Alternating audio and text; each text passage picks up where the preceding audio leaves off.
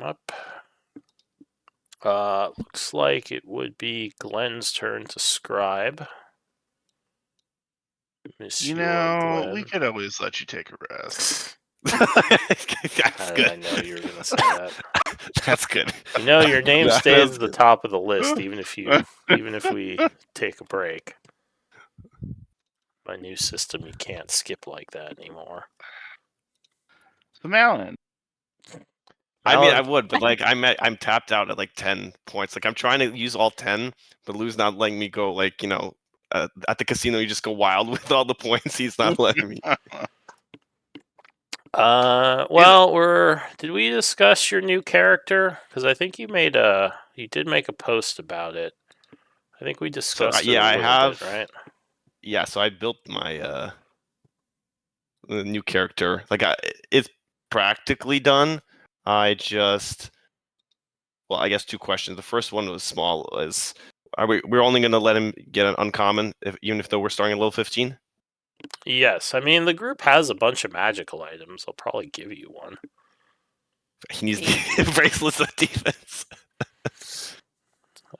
I mean, 5th edition isn't designed that you need magical items to be powerful. Like you should be fine. I mean, you can definitely get a lot more powerful, but yeah, no, I generally don't start anyone over a uncommon. But there is the thought that people coming in can benefit from what the group has already found.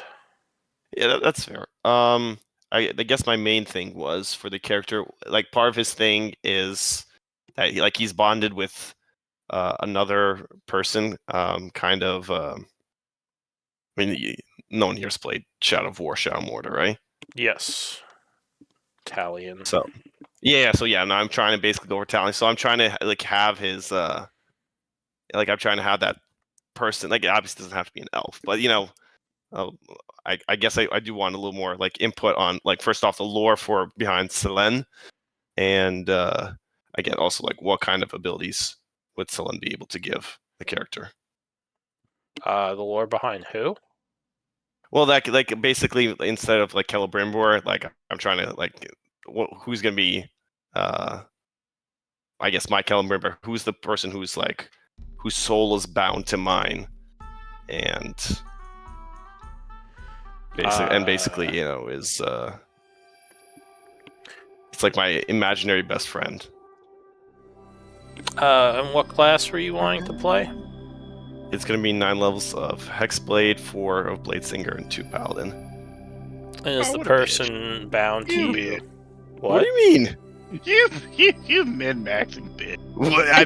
I've been very, very open about what I know. I'm just hearing it out loud is just like, I mean, if that's something you make on your character sheet in dark corners, you're just I'm just saying this out loud.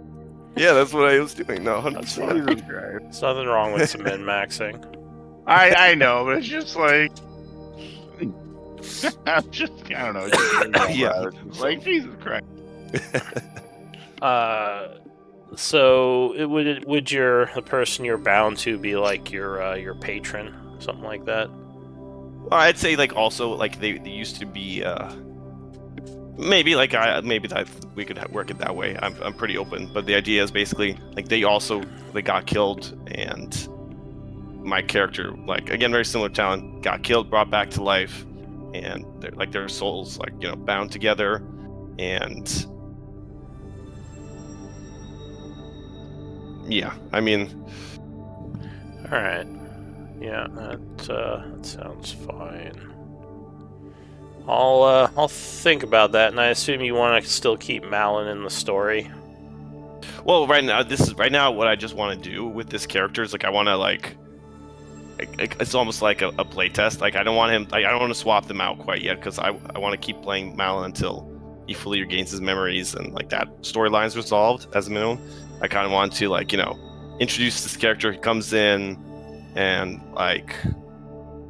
he's with the party for a short period of time, and then because I did want to kind of play test how he does in combat, and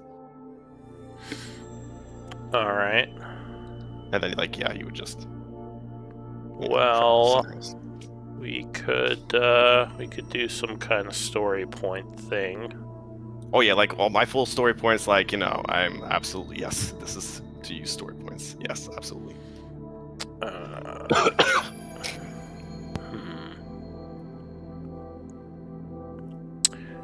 Just well, anyway, we can figure that out. We don't have to do that in this game, obviously. But all right, so Malin or Glenn, you said you are okay scribing, right?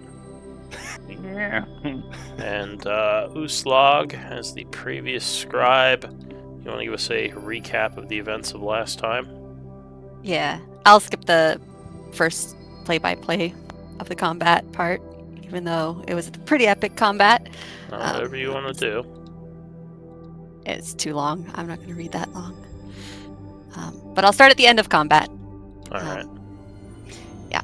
I was told Eli made the Void Transmuter wizard pay for the pain he inflicted by vortex warping him right next to our giant lycanthropic warforged. How I wish I could have seen the look on that wizard's face before Malin squished him. Well played, Eli. I took down the Shadow Weaver, finally, and the sounds of combat from around the bend died down. I made sure the Shadow Weaver wouldn't get back up and rejoined Glenn, who had set himself down on the cave floor. Malin roared, and Estrella did a quick roll call before proceeding to loot the enemies. I thanked Glenn for staying, adding what I felt to be a very necessary apology for dragging him through this cave despite his reluctance. He just laughed tiredly. Then our mysterious drow friend approached, asking who we were, but I turned her question back at her. Her name was LaRue. LaRue? Did I get that right? LaRue? Okay. I'll go with yes. I can't remember. I think it's LaRue. LaRue, okay. Yeah. And it seemed she was here to investigate the Children of Shadow. Glenn introduced himself, though he assumed she had never heard of him because we were not on Gaian right now. He introduced the rest of us, mentioning my clan, who she had heard of. She knew they worked with the Midnight Pyre. She seemed to know a lot about them, actually, I pointed out. From her reaction, I got the sense that she had history with the Pyre. LaRue thanked us for helping clear the cave, but she got a bit nervous as Giant Malin approached. She continued to share some details, including that the wizard Malin squished was the leader. Glenn and Malin waved all this off as side quest stuff, but Estrella pointed out that the cultists are a primary enemy in this war besides the Shadowlords, whom they follow. I emphasized this, saying that this was a small victory in the larger fight, not a side quest. Glenn didn't seem convinced. Rather, he felt, if anything, we had simply taken the fun away from the Suntooth clan. I reminded him this wasn't all fun this time. On that, he agreed. LaRue attempted to dismiss herself, and Glenn picked up that she was nervous about something. Malin asked her if she had any more information to share, and she handed over a map, marking some locations of known covens of cultists on it. But Glenn narrowed his eyes, looking from the paper to her. He pointed out that she was more nervous than he expected from someone sharing the same goals as us, and giving us false information after seeing what we were capable of was a bad idea. She admitted she wasn't sure she could trust us with everything yet. I asked if she worked for the Church of the Raven Queen, and she stated she was not affiliated with anything. She was in fact from Gaian, she informed us. This did not improve Glenn's disposition towards her, but he allowed her to continue. She shared a bit about what brought her here. Turns out her sister was a victim of the Shadowlord's actions in Issyk. This was personal, as I suspected. Glenn informed her that my previous group and I were responsible for driving Malik out of Issyk and Gaian, which seemed to assure her a bit. She decided to hand over the true information about the locations she was going to investigate. But Glenn sensed she was still holding back and gently persuaded her to open up.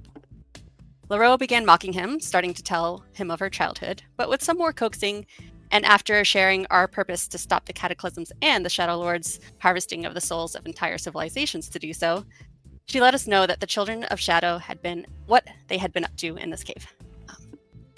They had indeed been attempting to harvest souls, she said, and produced 4 shadow crystals, which she had stolen from this cave while we distracted the cultists.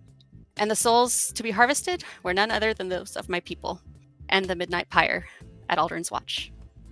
This finally convinced Glenn this had been more than a side quest. If we hadn't shown up, LaRue might not have been able to stop the ritual, and, well, We suggested LaRue join up with my people, and she admitted she was on bad terms with the Pyre.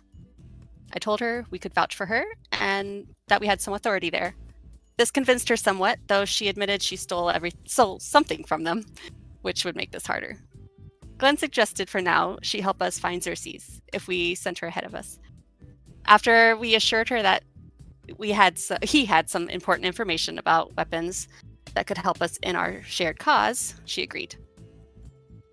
Before leaving this accursed cave, we looked over our loot quickly, taking a particular interest in a set of missives from Arden Relic, a known enemy of our group, seemingly sent from the capital of Devaldia. This was good information, though there's not much else we could glean beyond what we already knew of their purpose in this cave. Eli suggested he take some time soon to describe the scrolls Estrella identified as hallucinatory terrain and mirror image, and she handed them to him. We decided to check in with our guides outside the cave, and then on to Aldrin's Watch to rest, prepare to teleport to Devaldia. In an effort to disguise our new ally, Leroux, Glenn asked for the fancy cloak Estrella had found and tossed it over her. Estrella, Eli, and Glenn noticed a fancy elven word embroidered on it, and upon speaking it, the cloak began to billow. Glenn immediately took it back for himself and posed heroically. Covered in blood and cave dust, withered slightly by necrotic magic, fancy cloak flowing behind him, he looked majestic. We covered for Leroux by distracting them with the fancy cloak as we caught up with the guides and figured out how to deal with the death curse myself, Estrella, and Raldo were under. The guides said if we covered the material cost, the cleric back at the watch could help. But since we planned to rest here anyway, to save some components, Glenn dispelled the curse on Estrella and me with characteristic Glenn flair and flourishes, of course. MVP Eli. Yeah. All right. Thank you for that recap. You're welcome. So it is the 53rd of spring at 11 p.m. when we can pick up the story. So you, I believe, headed back to Aldrin's Watch. And we were trying to figure out where you were going to go from there. So yeah, what do you want to do? It's pretty late in the evening when you return. The Midnight Pyre is overjoyed with the news of you stopping the ritual and saving them. The giants are still an issue outdoors, but they're a lot less dangerous than what might have happened if these guys weren't stopped. So yeah, what does the group want to do?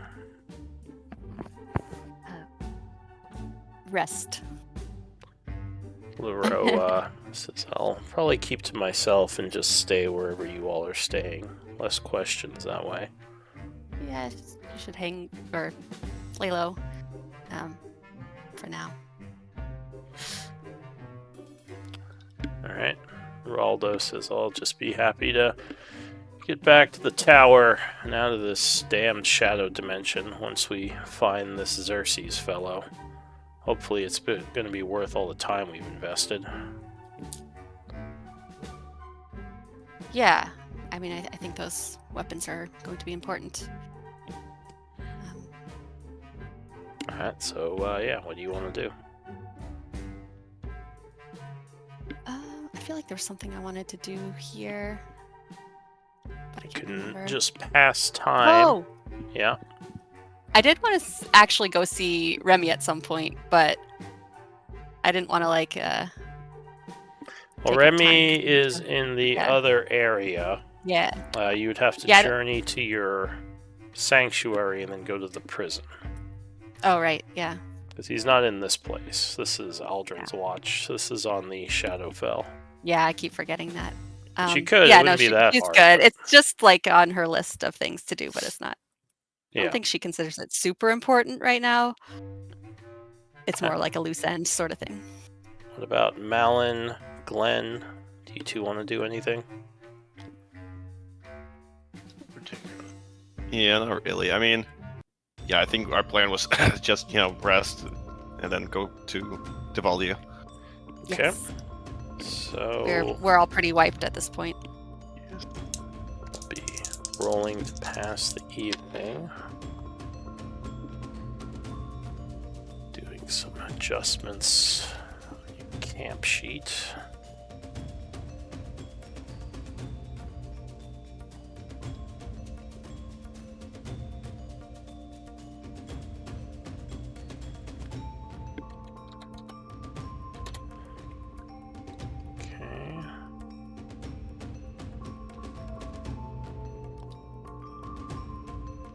You don't have to worry about paying upkeep at this place.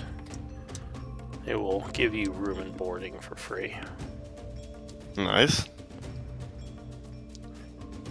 Alright, so the evening would pass, no issue. Go ahead and do a long rest. Remember, long rests now restore all of your hit dice, not just half of them. Awesome. Is that the 2024 thing? That is the 5.5 rules. Oh, 5.5, yeah. I need to actually go through and read all the new changes. I've only read what was relevant to my new character. Yeah, there's a good amount. Yeah. So in the morning, you would awaken feeling nice and refreshed. What do you want to do? Okay, guys, let's go to Devaldia. All right. Go see Xerxes. Well, hopefully. All right. So, who is casting the what's- teleport? It was going to be Eli, although I think... Does he have Eli teleportation Glenn? circle? I think it's Oh. Glenn. Yeah, Glenn knows teleport too. Yeah. I have teleport, not circle. Oh, okay. But you did. They did show you a picture of the circle, I think. Yes. So you do have Yesterday I that. recorded it too. Don't mind me, I'm just testing a... Actually, Eli does have teleport as well. That didn't do anything, did it? Okay. No, it did not. What's our cover story when we? Because we're going to be teleporting right into the church. Are we just gonna improv, Glenn, or are we? Oh, that's right. So we're teleporting into the... Yeah, oh yeah, because I remember saying that I was confident I could talk our way out of it. Mm-hmm. Yeah. And Uslog's just gonna keep her mouth shut. Because... Yeah.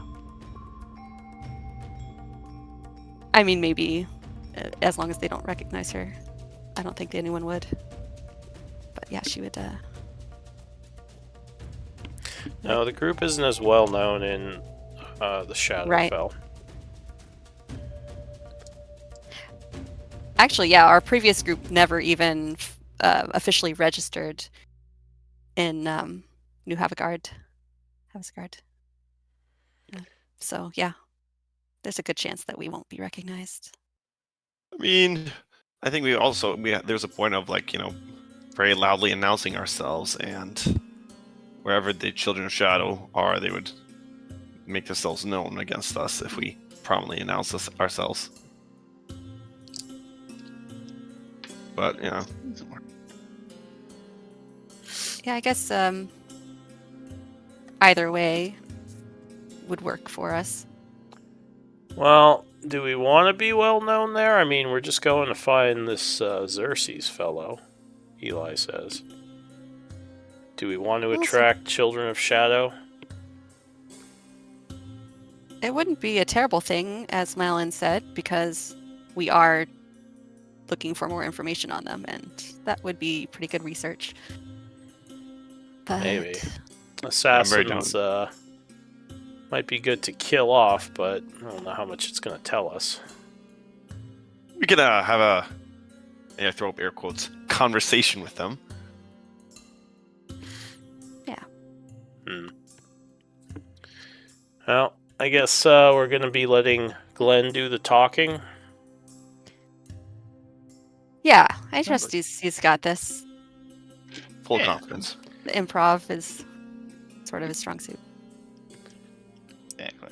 Barreau says, just be See what careful. happens. This society isn't as doesn't really like outsiders. Even being a dark elf, they still know that I am no shadow elf and know that my origins stem from the prime material plane.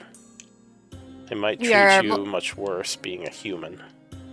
An extraplanar band trying to expand to the Shadowfell. Before going around, can I spend some time going outside and picking up rock? Yeah, rocks would probably weigh about a pound each. For tiny rocks. Okay, like really? Yeah. Like gravel?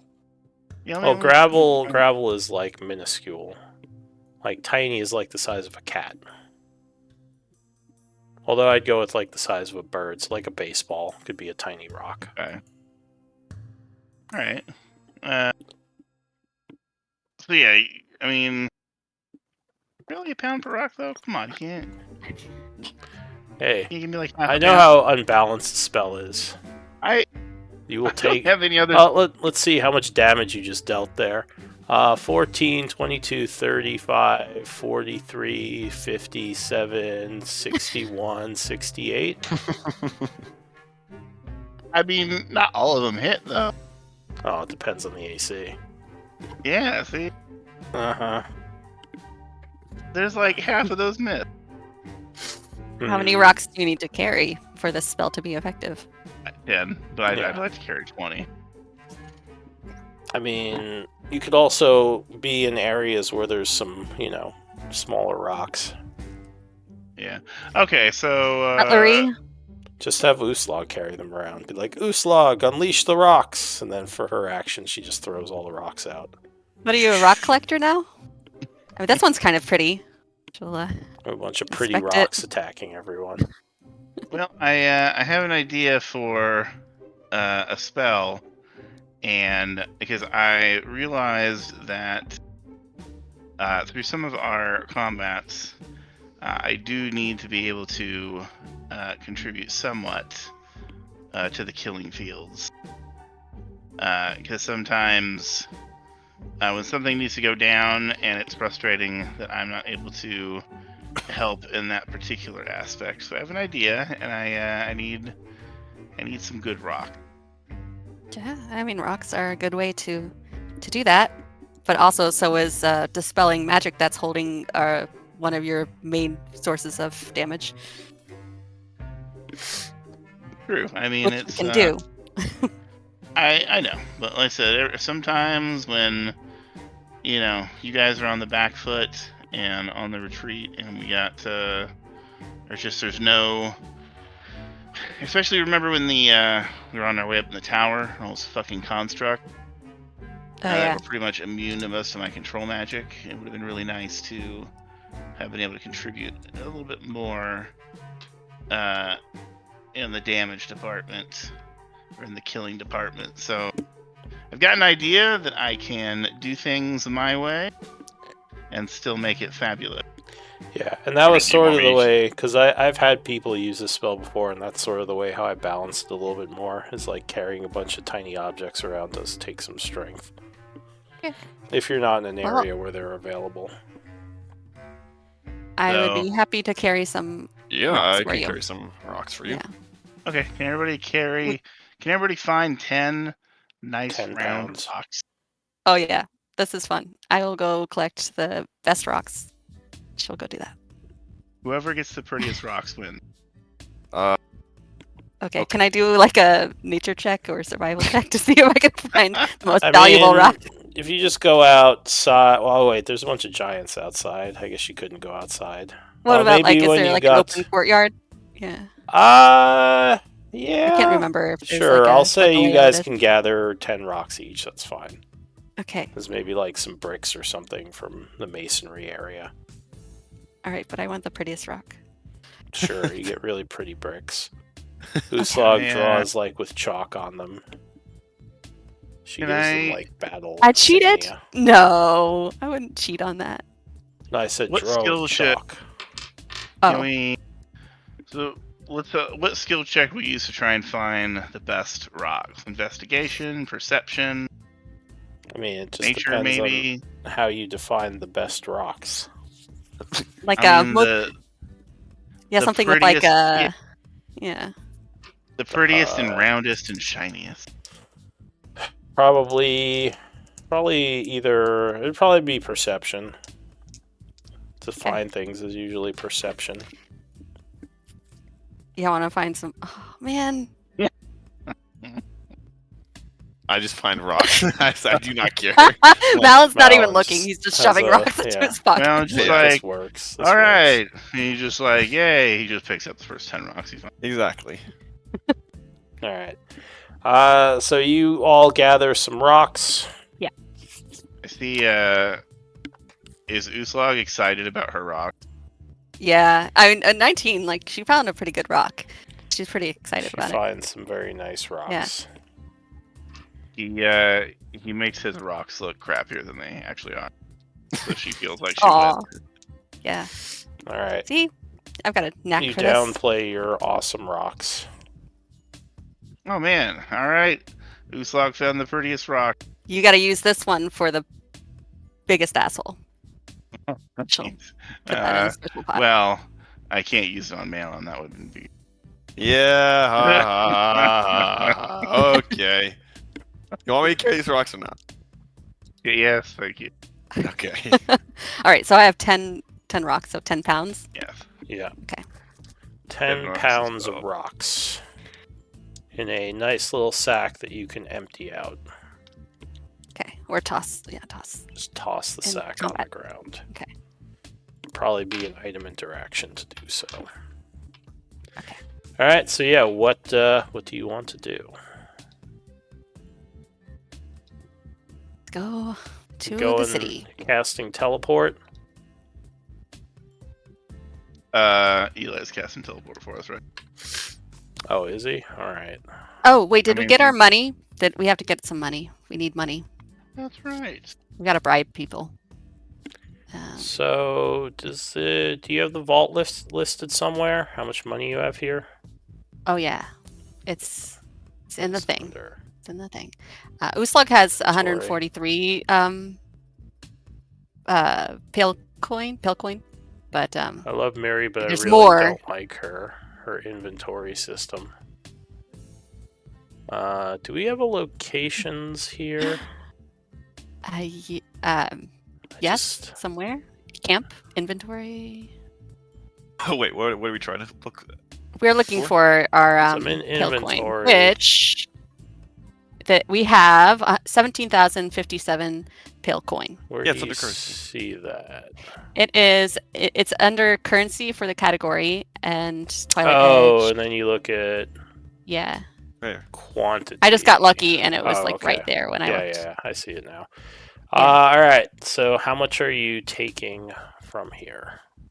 How much pale coin? I mean, if you can carry all of it, sure. It's pretty heavy, probably. Every 50 coins is a pound. Okay. I'll take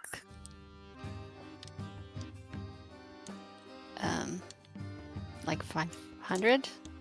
Okay. No, we could do more than that. Wait. Well, if we each take, I just don't want to lose it if things happen. So. Well, do we have a bag of holding? Oh yeah. We can throw this into. Yeah. I'll put how much do you all want? Uslug has no sense of how much money is needed for like city stuff. So let's chuck all of it, and when we leave, we can unload all of it. So 341 pounds. I'm not sure how much I already have in my bag of holding. Well. And Miri would usually be the one to tell me. You are at 197. I'm at 197. Out of what? Well, the bag of holdings typically hold 500 pounds. So that would leave you 303, I think, pounds. Okay, so that's fine. That's a safe amount. So you can carry 15,150 pale coin, which would completely fill up your bag of holding. Let's just do 10,000 because I want to leave some here in case. Okay. That's even too much. Someone might steal it. Cities are full of thieves. Okay, 10,000. 10,000. All right. Yeah. So that would. This is more Carly being anxious than Uslog. Uslog's like, sure, whatever. All right, 10,000 in my bag of holding. So that would be I'm gonna 200 pounds. Okay. All right. Yeah. So you I want to make sure it's within safe limits. Yeah. For sure. So you take some of the money, and you're asking Eli to cast teleport. Let me look at his spells. How do I track that I have that? Do you have a location called Uslog's Bag of Holding or something? Yes. Yeah, So there we you go. just Bag put of it holding at that Uslog. location. Yeah, so I mean, he has a couple of nice 7th level spells, but I guess he'll just do this. So he is going to cast teleport.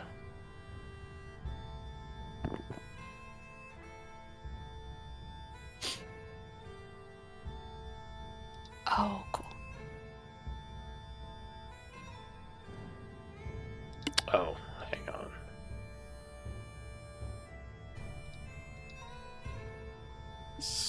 No, ammo tracking's turned on. Why didn't that take away the spell?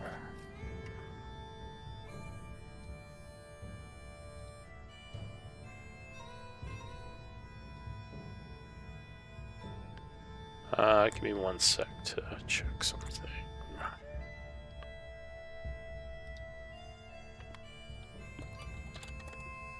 Teleport. I'm just gonna re-pull it. It might be broken.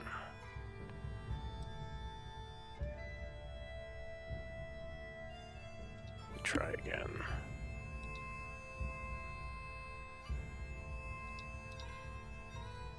Still not minusing the spells. Well, whatever.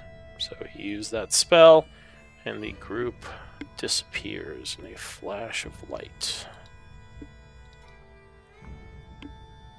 Woohoo.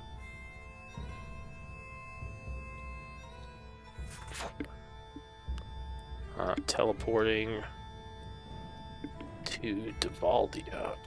So as the flash of light clears, you see around you, your surroundings have changed a bit.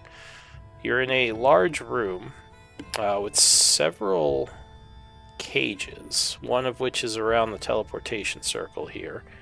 There are a couple of guards, look like shadow elves in plate armor, with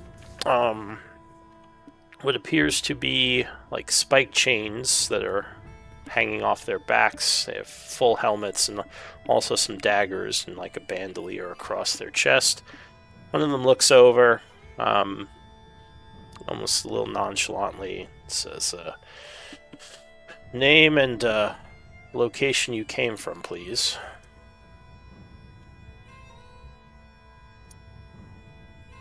Hello, we are the Splitlanders, and we came from, where did we come from? He turns back to Slav. So out of character, we decided last session that we weren't going to tell them we were from Aldrin's Watch. Okay. Because we don't want them to know we're associated with that. I mean, unless we want to. But he says you are not shadow elves. Do you come from Gaian? Yes. The material plane says hi. And he kind of looks at the other guard, and the other guard shrugs. He says, did you just plane shift here? Yeah. Give me a deception.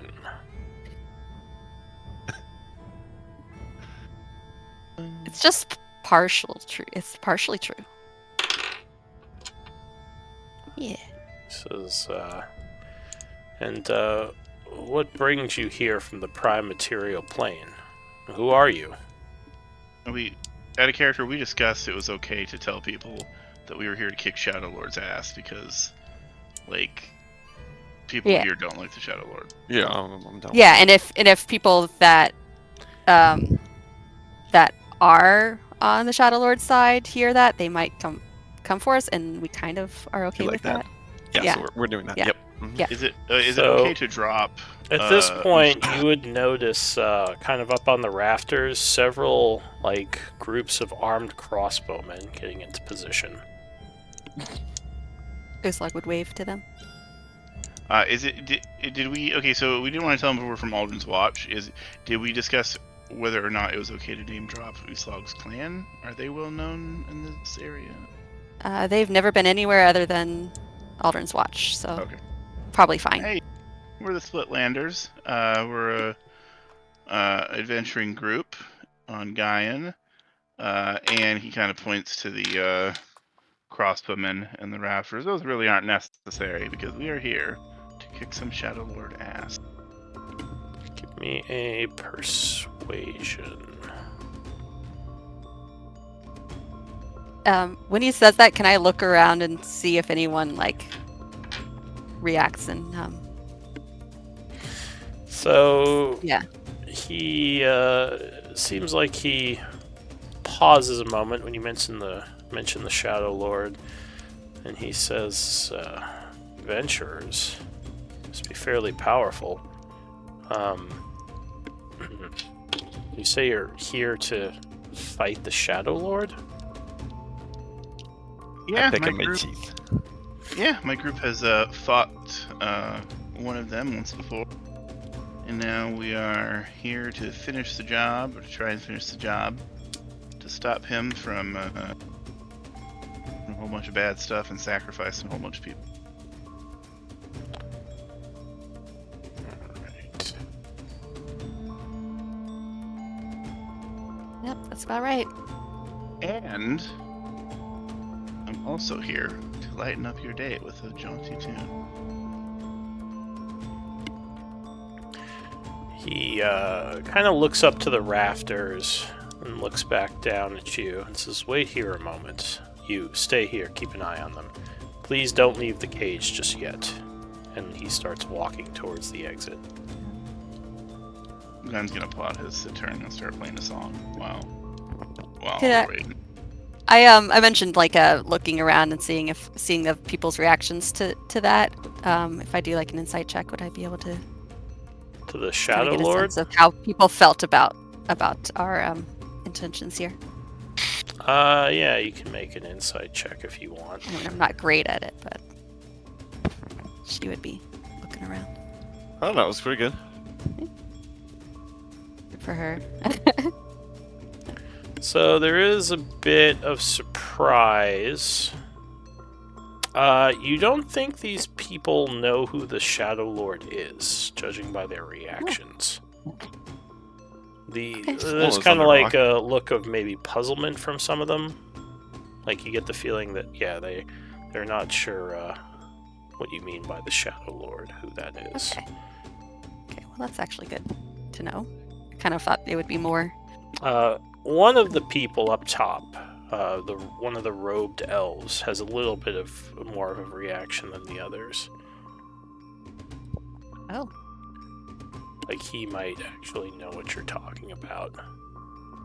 Okay. Just gonna kind of remember what he looks like, so I can. So, a few moments later, the guard would return with a shadow elf in plate armor with several holy symbols that you would recognize as being that of the Raven Queen. He says,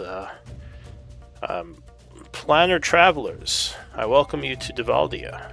He says, "I am Merrill Lavaris, one of the high priests of the temple that you stand in currently.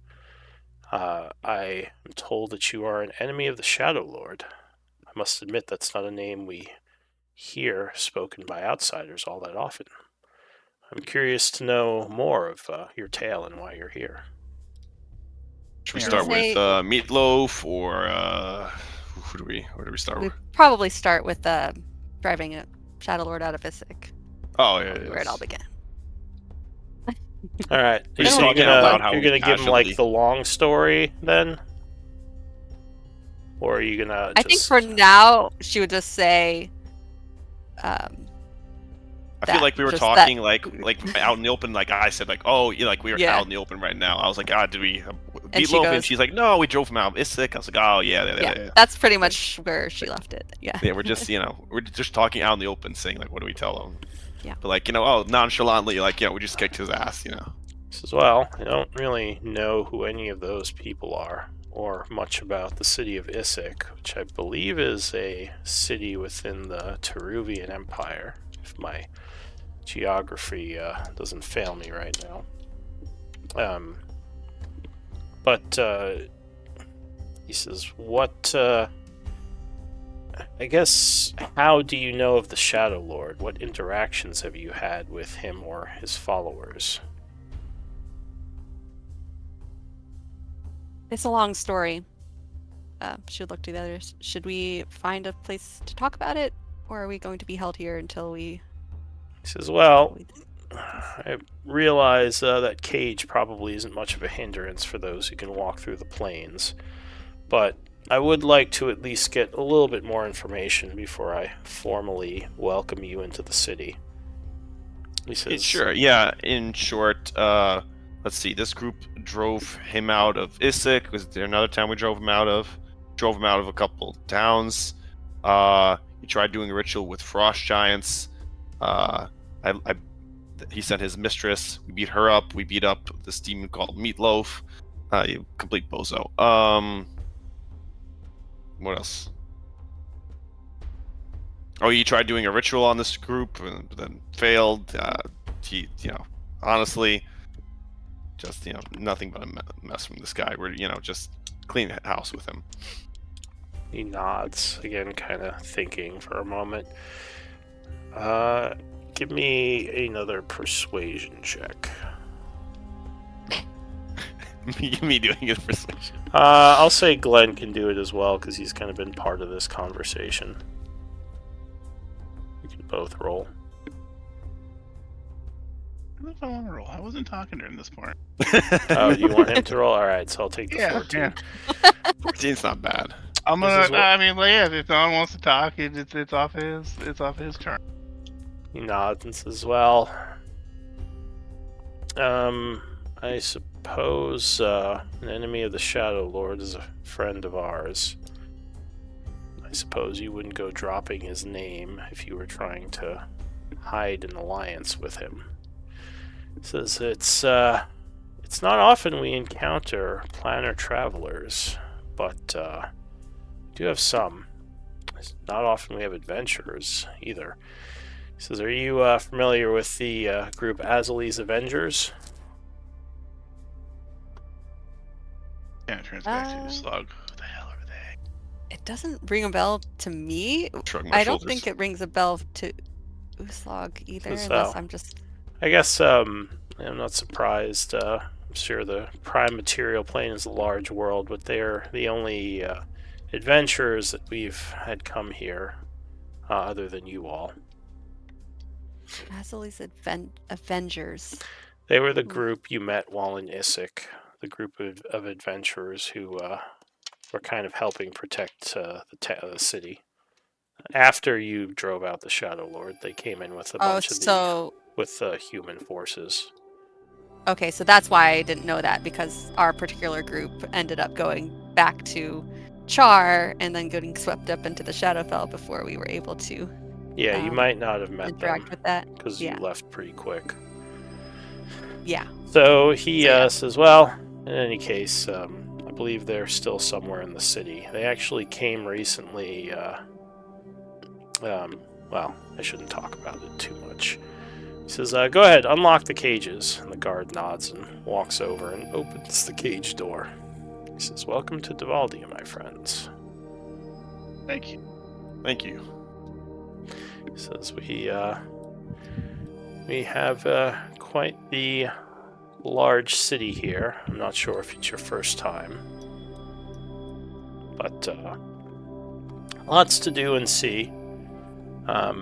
Feel free to walk around and take a look.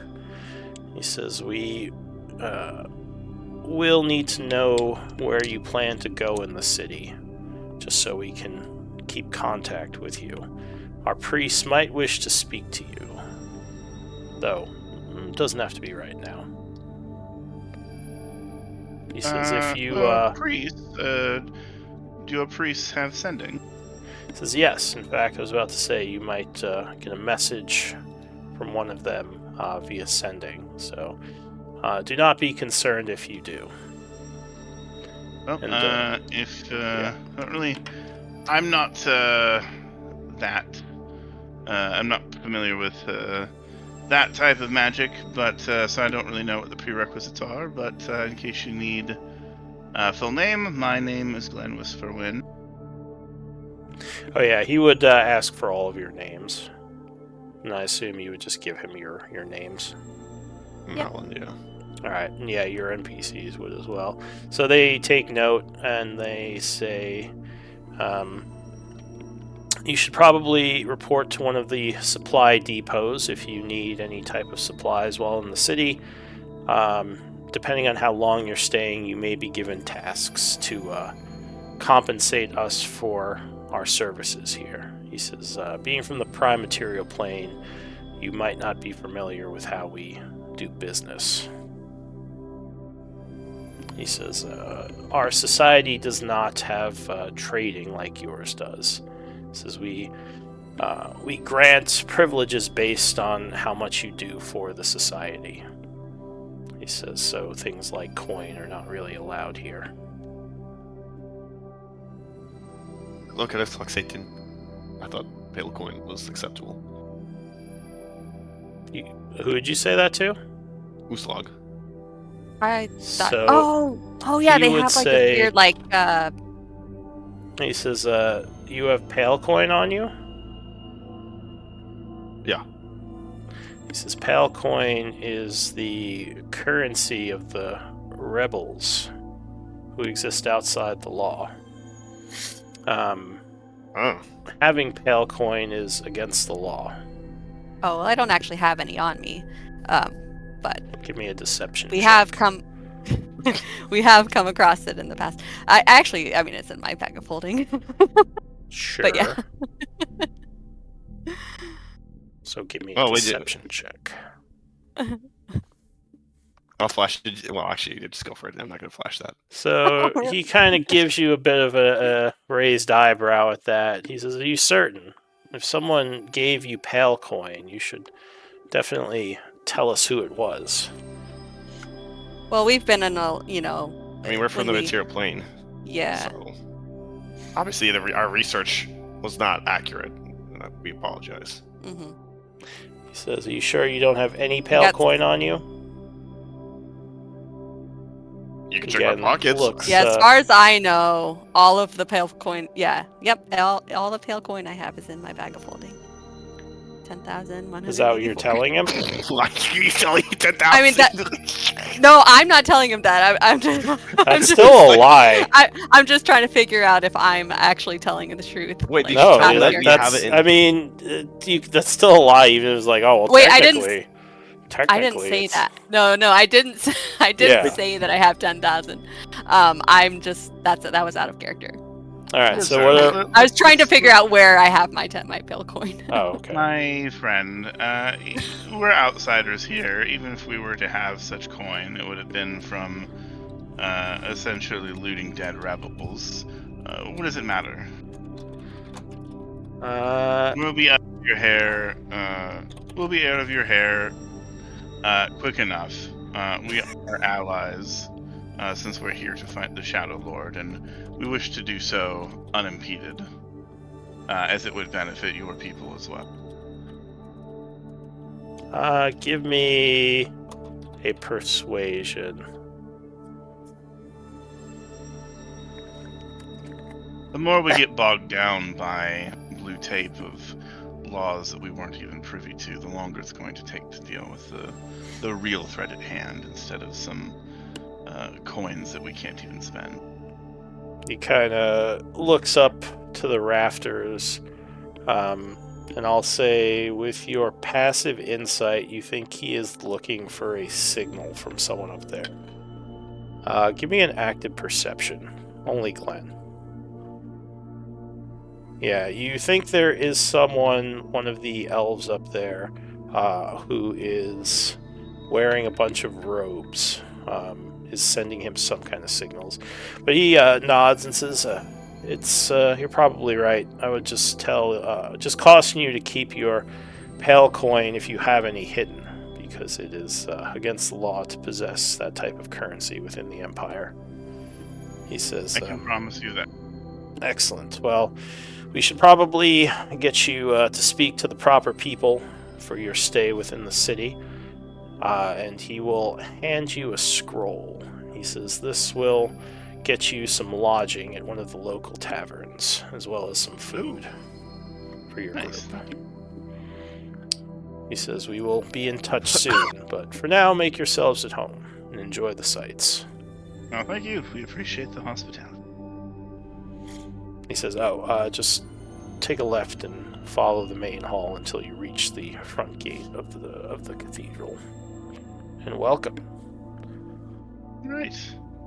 To the left. Alright, so you go down the hall past several robed figures, a couple of which are in pretty hefty looking armor. As you open the front door, kind of moving past the entryway of the cathedral, you see outside is a dark sky, kind of what you're used to. But the area around it, instead of being kind of like a barren wasteland, is actually is a good amount of trees and foliage, something you're not as used to seeing within the Shadowfell. There's still a lot of darkness, and there's just a hint of like a kind of drabness on the air from just how like shadowy everything is. But you also see a lot of elves kind of moving about the streets, going about their daily business. This is quite a large city, probably even bigger than the capital of Tyvonis, as there are large spires in the distance and even like a great lake to the north that has a bunch of ships out sailing around. Wow. I don't know how anyone can live their entire lives in this place. Wow. No sun. So, well, accounting for taste, they are elves. I make a remark to sort of saying, and you really didn't want to go brighten this place up, huh? He says it's too dark and drab. I mean, even if you burn the place down, you barely see it. So I'm not against destruction here, it's just not my first choice. Okay. So still, this place might be a lot more interesting if put to the torch. Alright, so what does the group want to do? There's a bunch of buildings out here. It looks like the church is right next to a small marketplace. Though you imagine people there aren't trading using coin. Right, they have this whole like paper thing where so they don't have currency, or they just present papers and they're given A strange system of government. Certified communists, am I right? I mean, maybe we should seek out the nearest underground network if we want stuff. Yeah. That's like what suggest whispering. Well, what about this paperwork? Boulder Bottom says maybe we can use this to get some supplies in the marketplace. Yeah, that's fair. Yeah, I guess basic stuff. He says, what is the can paper? I see that, Glenn? Sure, he hands it over. And actually, what's her name?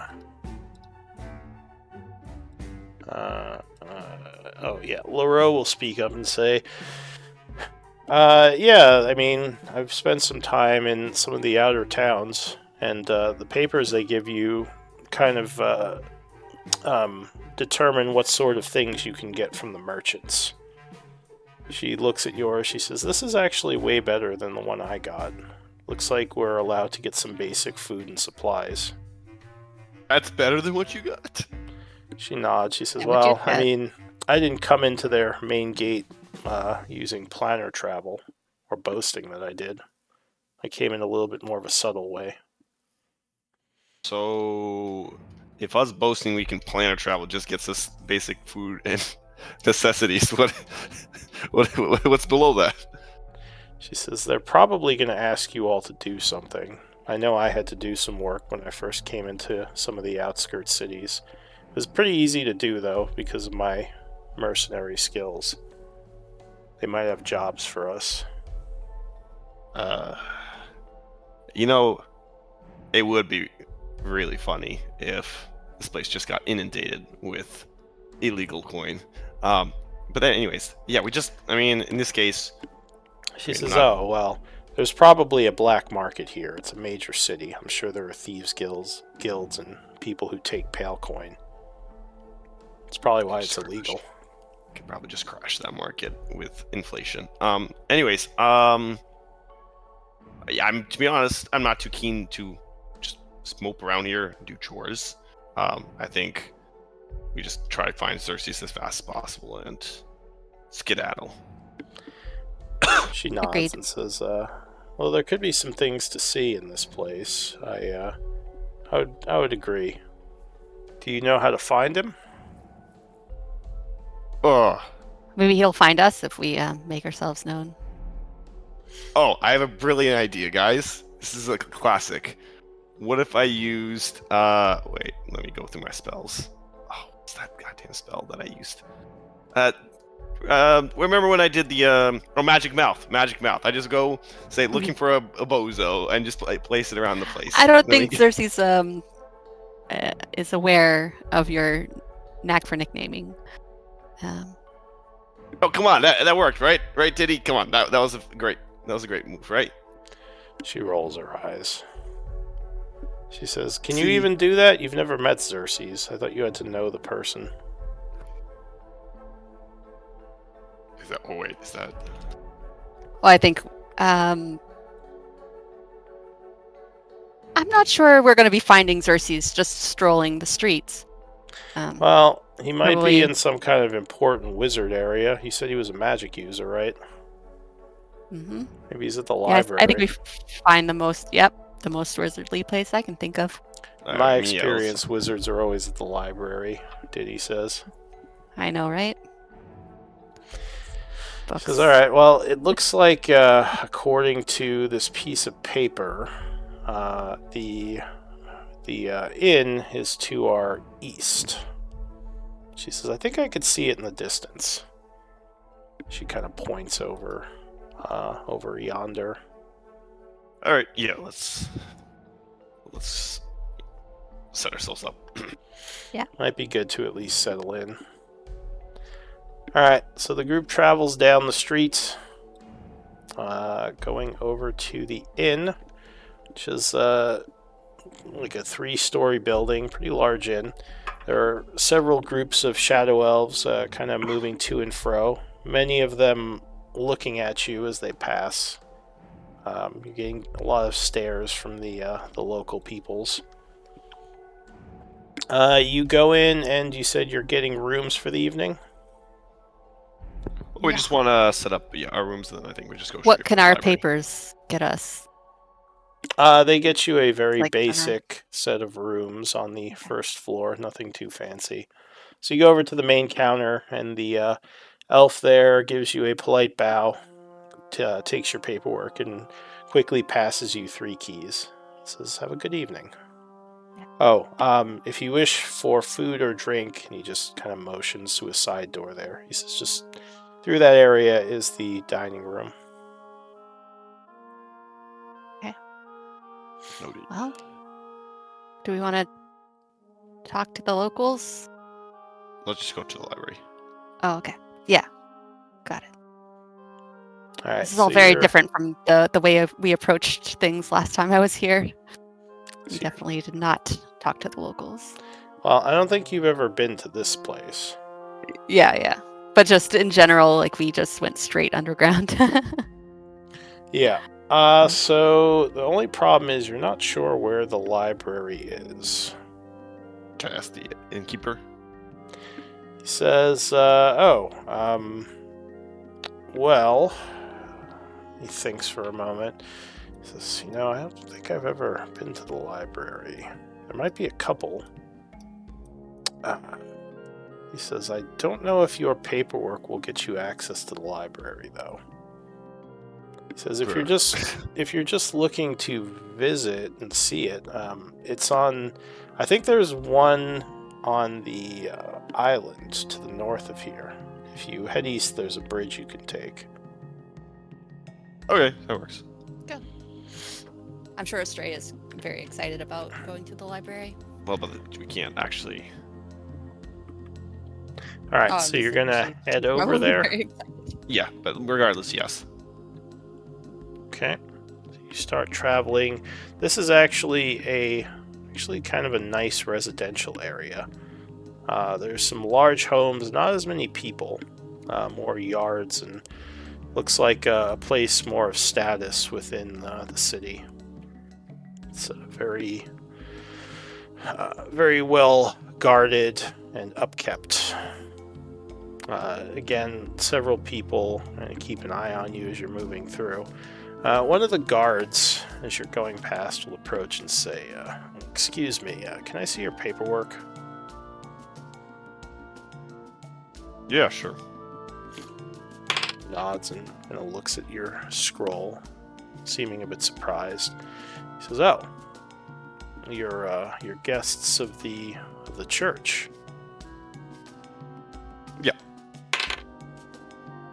He says, "Are you sure this is real?" Does it look like I'm a good forger? And I show my metal hands. Give me a persuasion. At what point is these documentations if every dick, Tom, and dipshit is gonna question the fucking authenticity of them? Do you not know what your own papers look like? What? How dare you, sir? We are guests of the church, and you are questioning our legitimacy once you've been shown our papers. Give me a persuasion.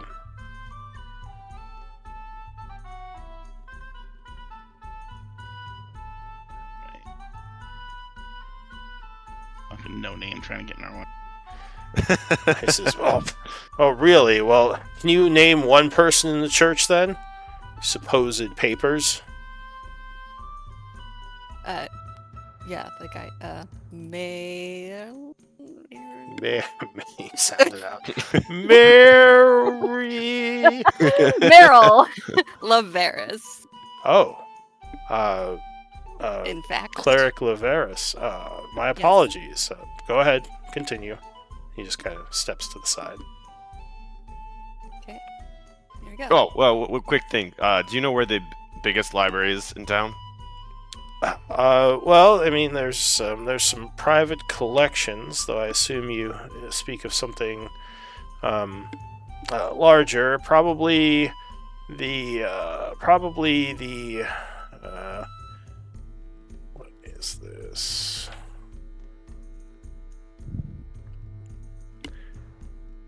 Sorry, give me one moment. Gotta look something up. Very good. If this was in character, I'd go to Glenn and be like, "This guy thought we're imposters." Okay.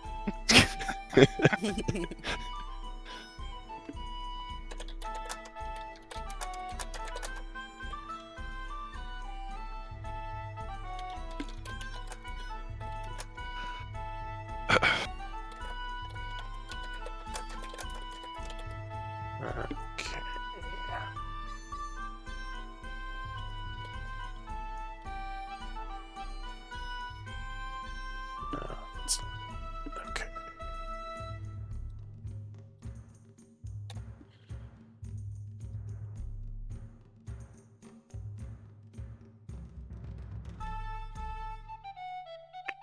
Okay.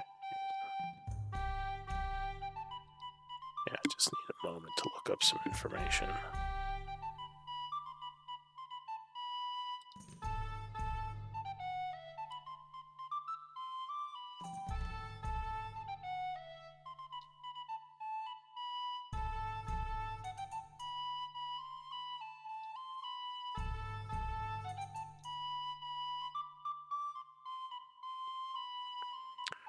He says, if you head across the bridge, keep going east a bit, there's a private collection being kept by the Zalora family. That's probably the biggest non-public library within the city. If you're looking for public libraries, you'd have to go across the water. And in the northern part of the city, there are a couple of other collections. It's as though the Zalora family are a bit picky who they allow to see their works. He says, you can't miss it, and he kind of points across the water, where if you look, you see there is a large building. He says it's a pretty extensive collection. Much appreciated. He nods and just kind of motions for you to continue. Alright, so I assume you keep going? Try our luck there.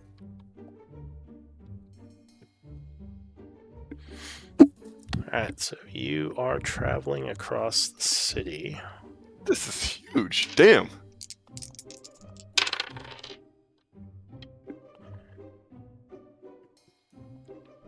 When you get to the bridge, there are several guards there who would stop you and kind of motion for you to show your paperwork. Yeah, just show him the papers. So he looks at them and he says, my apologies, but you are not allowed to go across the bridge. There may be some mistake. You may have misunderstood your privileges.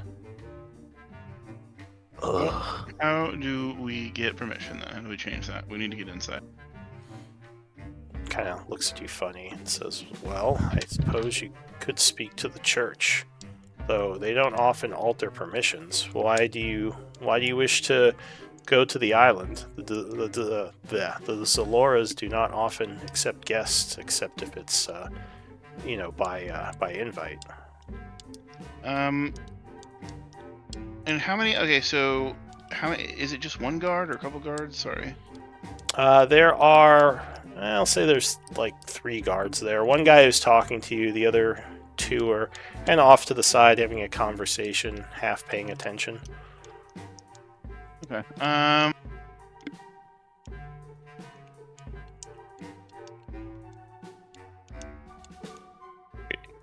We should just start with the church and tell them we were trying to look for Xerxes. There's a man we're trying to find, Xerxes, and what we think, our character, we think he's in there, or we know he likes libraries. A wizard who likes books. That's our best bet. So. That is our only lead. We're trying to find an old friend, Xerxes, in our quest to kick the Shadowlord's ass, and we think he may be in there because he is a well-respected wizard. You say that the Zaloras don't let anybody in by invite. We are extra planner travelers from Gaian. We have come a long way. Is there any way you could give a message to the Zaloras to see if they would be at least willing to meet with us and decide for themselves? Says, well, give me a persuasion. It helps. He's smiling really big.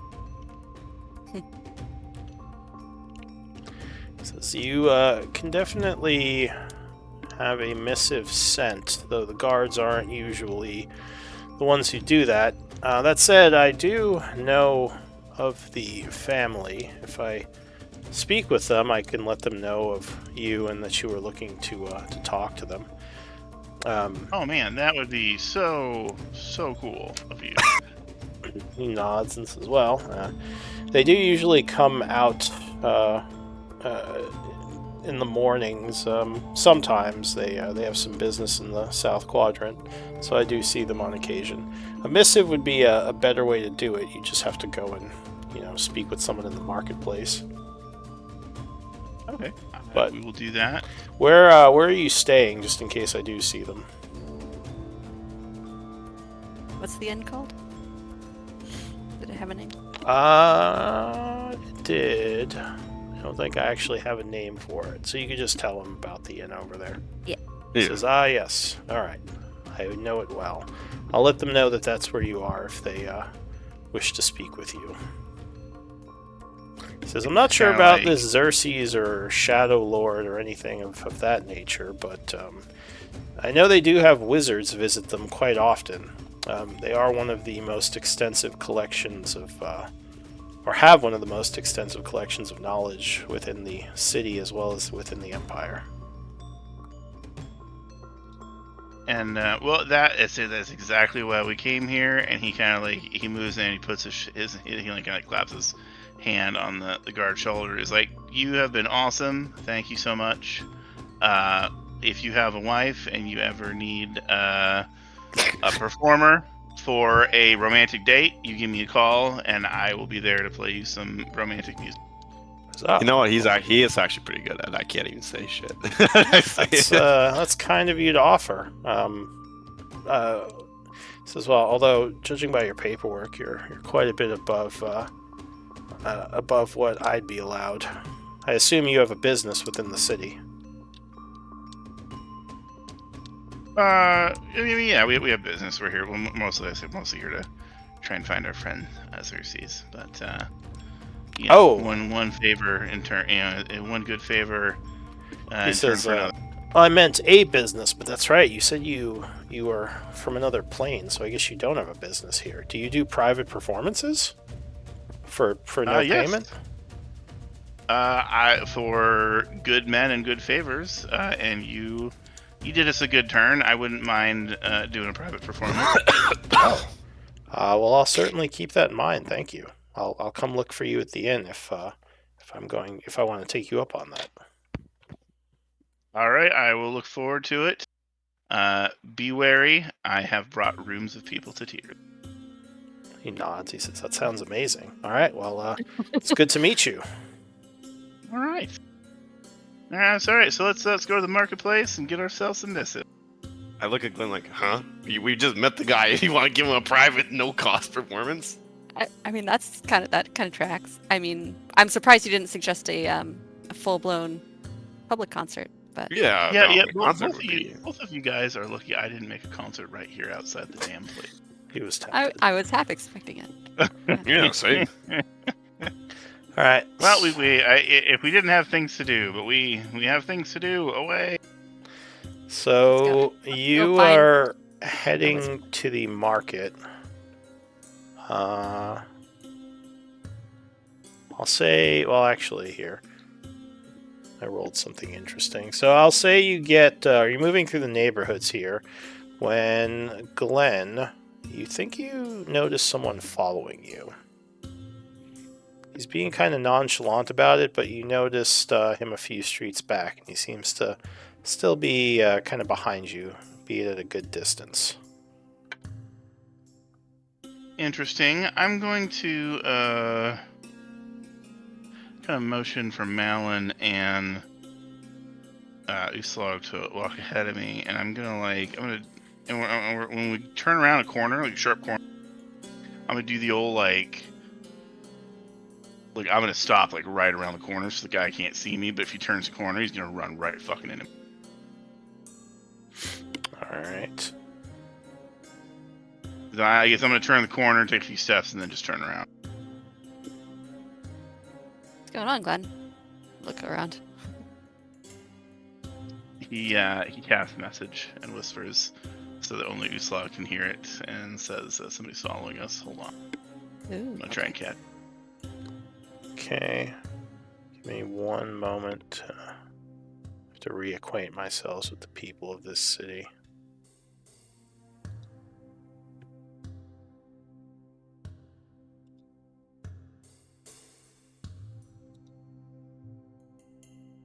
Okay. So you're trying to kind of turn the corner and hide? Is that what you're doing? Yeah, to try and so that if he turns the corner or peeks around, I'll be right there. And the rest of the group is just going to keep walking? Yeah, I think he motioned for us to okay. Go ahead a little bit. Move a little ahead, but not just ditch me. Give me a stealth check.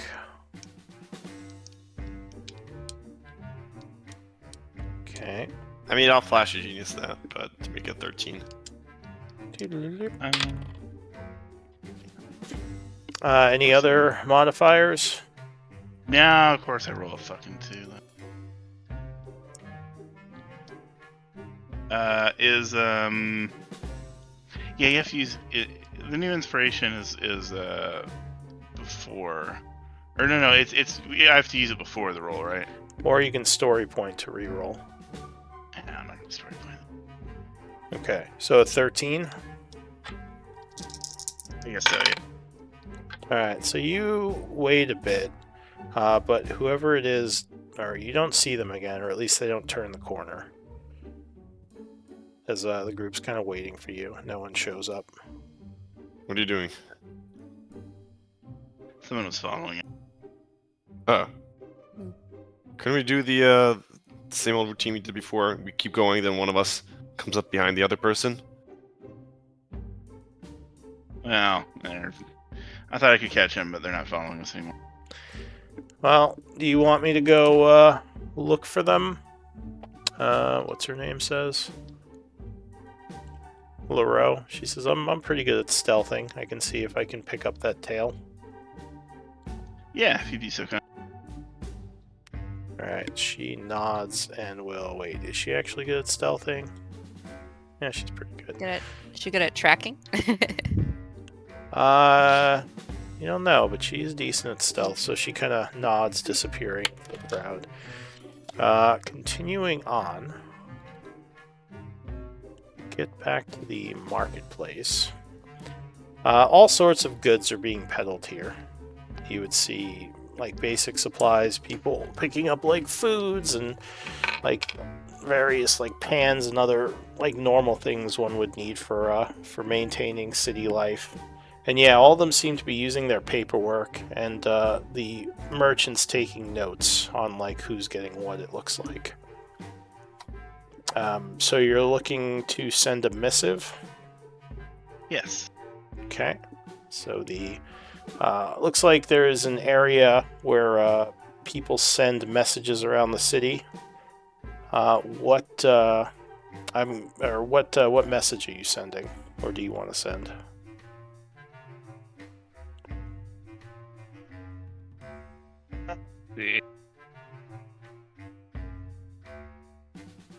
Hey, I believe it's the Lareau family. I believe you said the name was, if I remember This correctly. is Laura. Laura family. Lareau's the name of your NPC.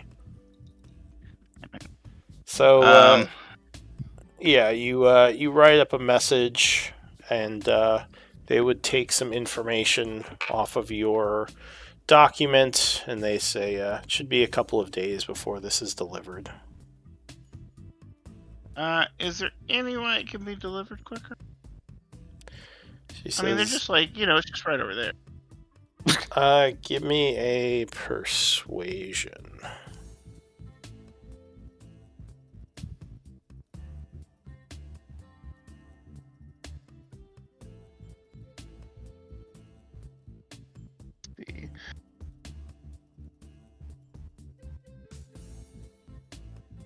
I'm just reloading. Roll 20.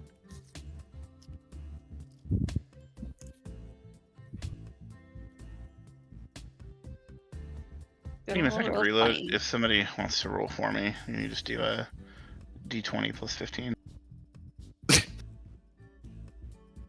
Sure, if someone wants to roll a d20.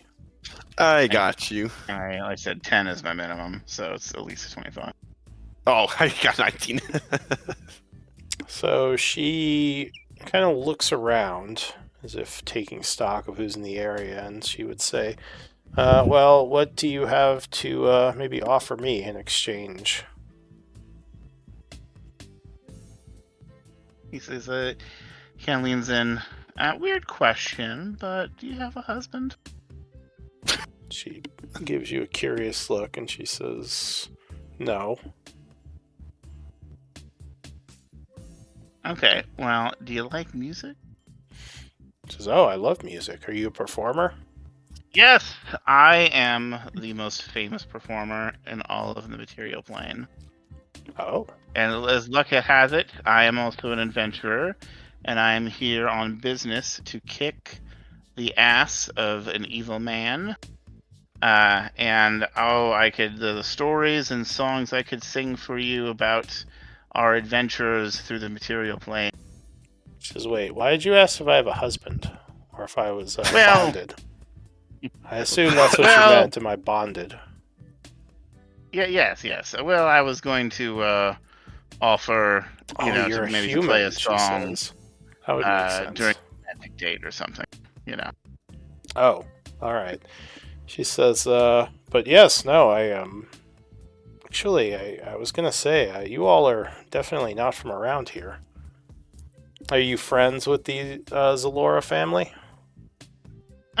Fortunately not. We'd like to get a meeting with them because we need to gain access to their library.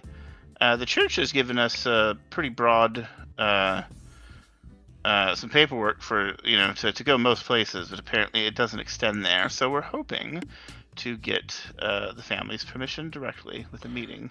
Says, yeah, it's unusual you'd get permission to go to the island without having a really good reason. That would probably be the best way. The second best way to get permission would be to just ask them directly. I assume that's what the missive is for. Yes, and that it's of grave importance. We're looking for a dear friend that is going to help us thwart a very evil man, and so your help would be of utmost importance and could potentially save lives.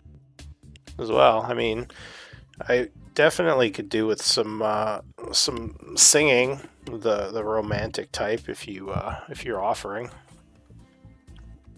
Romantic. I always love a romantic soul, and he puts away his cittern and he busts out his harp, his very rare harp. A couple of people on the streets are now looking over curiously. He starts playing and singing, kind of like an Italian, like a slow, like an Italian romantic type song. Mamma mia. All right, give me a performance check. All right.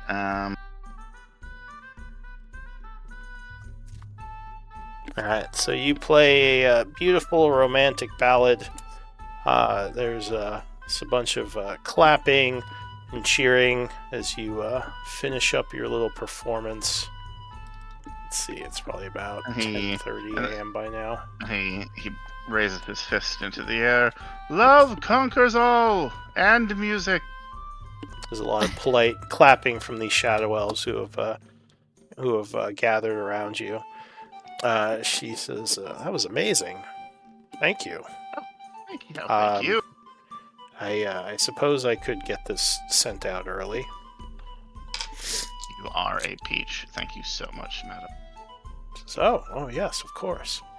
Where are you staying, if you don't mind me asking? She just kind of twirls her hair a bit, smiling.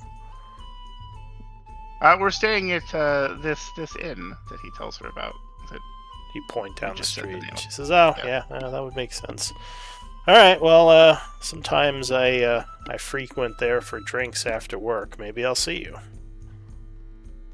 Yes, maybe. I offered a performance to a guard that may come by and take that offer up. So I may be. Plus, I'd like to sing anyway, so I may be performing at the bar just to pass the time. As well. I mean, outside the opera house, there's very few private performers within the city. So it'd definitely be a business for you if you wish to stay here. Maybe get your work certified by the church. You could probably make a good living. Maybe get one of the big houses down south. Kind of eyes widen a little bit, and he turns and he grabs Uslog's shoulder softly, and he turns Uslog, why did you tell me this place was so fucking awesome? It's not. I just roll my eyes. People love me here. Oh, that, yeah. She did seem to really the like that song. Really like that song. You did or didn't? She did. No, she said yeah. She seemed to really, really, really like that song. Yeah. She says, "Well, go ahead." I was just thinking. I didn't hear that because you were actually whispering. Oh, I could live like a king here. Oh yeah. Well, I guess they like don't get any something ideas. to brighten Live like a king anywhere. We're low. It does. This is just a role-based society versus a money-based society. Boulder Bottom says, "Glenn, you're not going to trap me in the city. Don't get any ideas." You could learn to like play the accordion or something and then join in with me. I'm not going to learn to play the fucking accordion, Glenn. Oh. These forests are not green and viral. They're all drab and dark. I do not want to live here. Like, you can play the cymbal. I don't know. It's, He just crosses his arms and gives you the angriest look. I don't know. We'll have fun here, I'm sure, but that's... So a couple of people will walk up and ask you if you have a business and if you do performances. But, yeah, I assume say no, and that I am...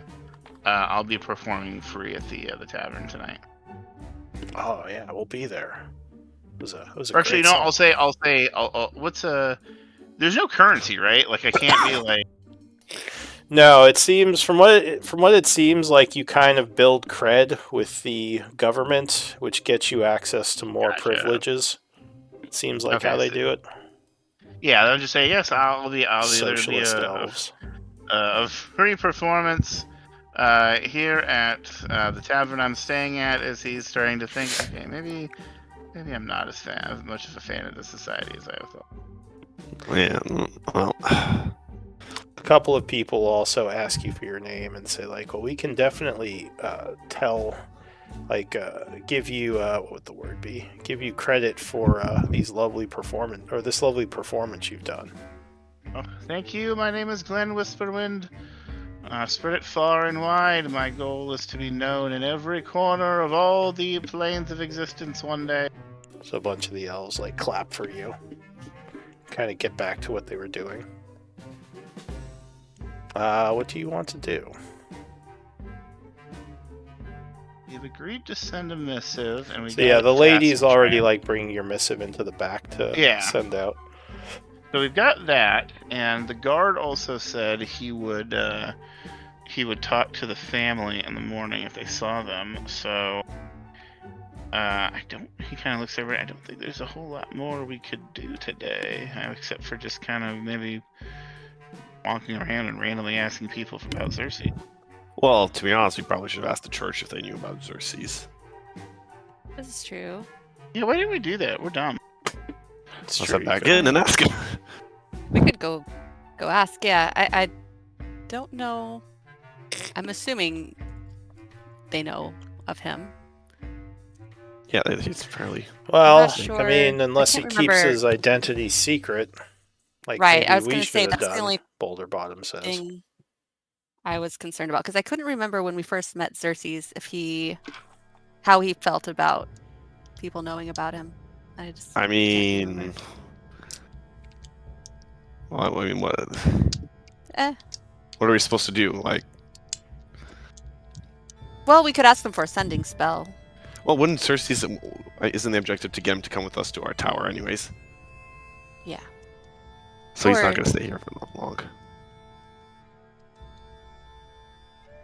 If he's even still here, Boulder Bottom says. Is there some magic you can use to get in touch with this guy?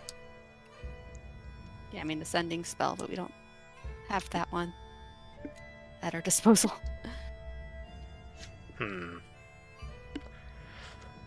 As well, I guess we could ask the church. I don't know. I mean, we were gonna have Rune. If he was out in the wilderness, I'd tell you I could find him in a jiff. But the city, that's not where my expertise is. Boulder Bottom says. Okay, let's go to the church. Okay. All right. I figure, if he wants to be anonymous, then he should have come found us first. So you head back over to the church. They would allow you entrance at the gate, looking at your papers, and say, who are you looking for? Who do you wish to speak with at the church, or are you here to praise? Cleric Merrill Labaris. Yes, Cleric Labaris. I can show you to his quarters. So they take you up. Labaris is kind of in the midst of preparing some ceremonial robes, possibly to do one of the masses for the evening. He says, friends, how's your stay in the city been going? You're back here quick. It's been lovely. I did a performance for somebody, and there were many people that were very kind and liked my performance. So people here have very good taste in music. He says, yes, I know, there's not as many performers within the city, so I imagine your act probably went over quite well, especially being from Gaian. Different flavor of music and entertainment, I'd wager. I don't suppose you would, consider just kind of granting us permission to go to that big library across the water. He says, what did you need in there? Well, we're looking for somebody, a friend of ours named Xerxes. He is a wizard, and we figure, books, wizards.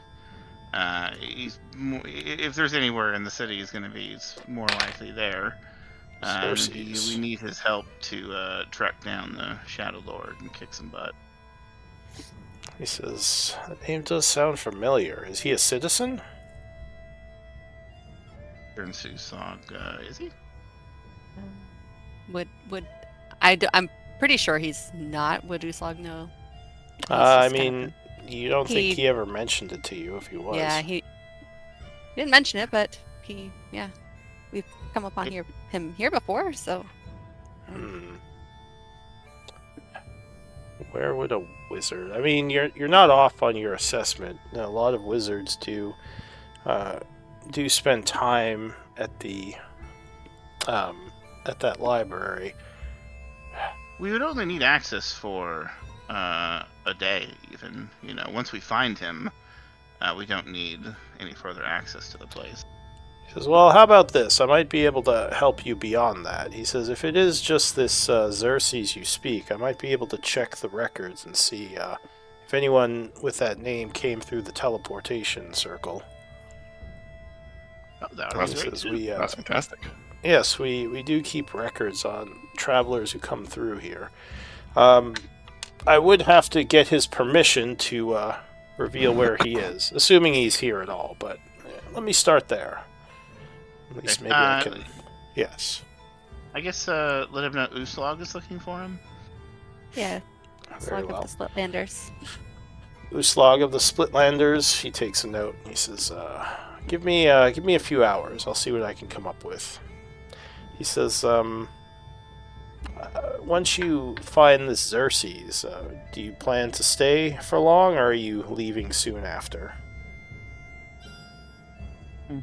I imagine we'd probably be leaving soon after. Yeah. He says, perhaps you can do me a favor. He says, if you are a performer, there is, I should probably observe how good you are, but if you'd like to perform while staying at the inn a few nights, that could be something that you contribute. And beyond that, this guy's way ahead of you. He's way ahead of you. I might have a slot within the orchestral for you to do some instrument playing, assuming you're good. I already let people know I would be performing at the tavern for free anyway. So orchestral, during a mass. He says, well, we do have singers at the mass, but we also have public shows, which many talented performers give of their time to entertain our population. He says it can earn you quite a bit of credit within the city. Let me know what you want. If you want me to join in, I can choir it up with everyone else, or I can, if you want to raise the spirits and pump up the funk, I can do that. Or if you want to...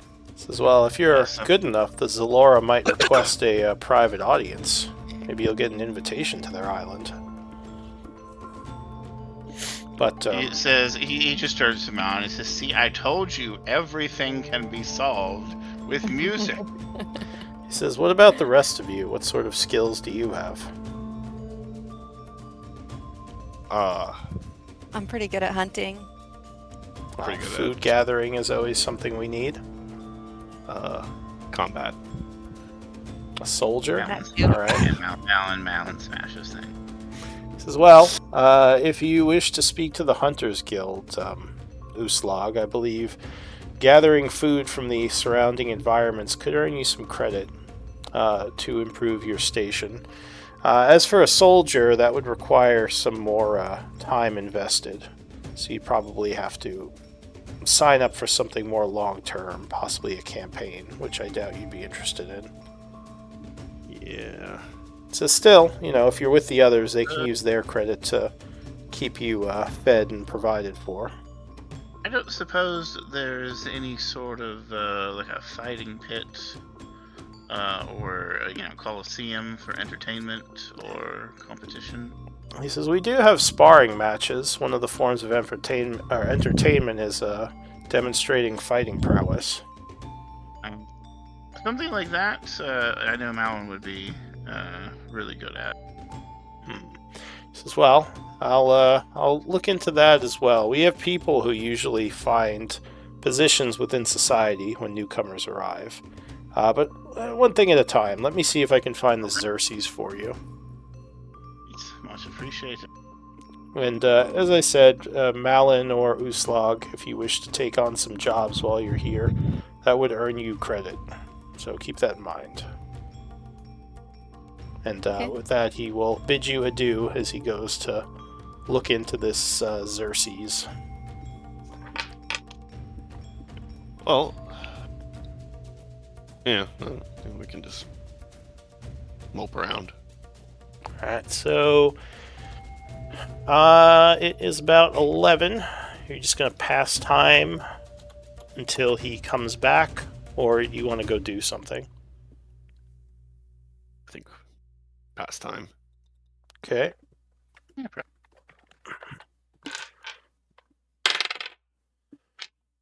So,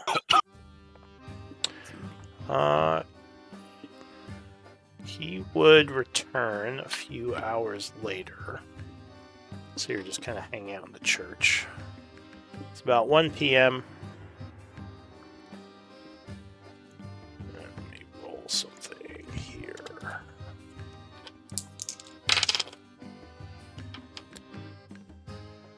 Okay.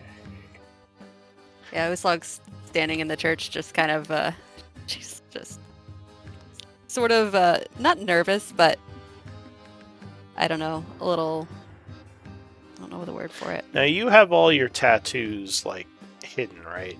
Your Raven Queen symbols? I think we decided this symbol, because she hadn't really noticed it until later, was like on the back of her neck or something, so it was probably hidden by her hair. But you don't have anything obvious that marks you as a servant of the Raven Queen, right? No, at the moment she doesn't have her Raven war paint on. Okay. It's only for the big battles. I have a huge sigil surtur on my middle of my chest. Yeah, which luckily people don't seem to know what that means. Right. That's good. Surtur is not a well-known god. So as you're all kind of hanging out in the church, you feel, Uslag, you feel someone tap you on the back. Excuse me. She would kind of whirl around, reaching for her weapon, but then calm herself. So you see kind of an older, looks like an older shadow elf. I don't think you've ever seen a shadow elf who actually looked old, but this one does. Even like the ones who are up in age usually look, almost like just maybe like with graying hair. But he says, "Excuse me, but are you alive?" The strange. Last I checked, I was. Why? You have a strange aura to you. I've never seen anything like it. Who are you? It's something I see on those closer to death, usually. Did something happen to you? Yeah, but would you mind introducing yourself? Because this is all very odd. Oh, me? Oh, I'm no one of much concern. I'm sorry. I didn't mean to bother you. It's okay. Are you sort of a cleric, or? Yeah. Oh, is Glenn there? Sure, I'll say Glenn is there, kind of off to the side. So he seems a bit startled. He's like, "What? Oh, no, I'm not a cleric. I'm a worshipper of the Raven Queen. I guess maybe I have some connection to the Raven Mother, but not a cleric. Just a very old How man. can you see her aura? I didn't realize I had an aura. I don't know. He just seems to be getting very comfortable. I'm sorry, I didn't mean to scare you. Oh, well, It was weird. I'm not used to talking about this. He says, I'm not really used to talking to people. Neither am I, apparently. But bad at it. I've always had a bit of an ability to see reflections. I call them auras. I've been told they are reflections of the soul, I guess. So just your reflection seemed strange to me. He says, almost like a piece of you is missing. Yeah. This is yeah, you did. I think you probably are seeing things right. Yeah. Give me a persuasion.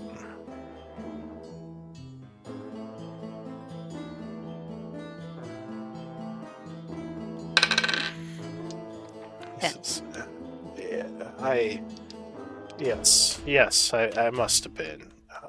If you'll excuse me. No, that's sorry, I'm so bad with words.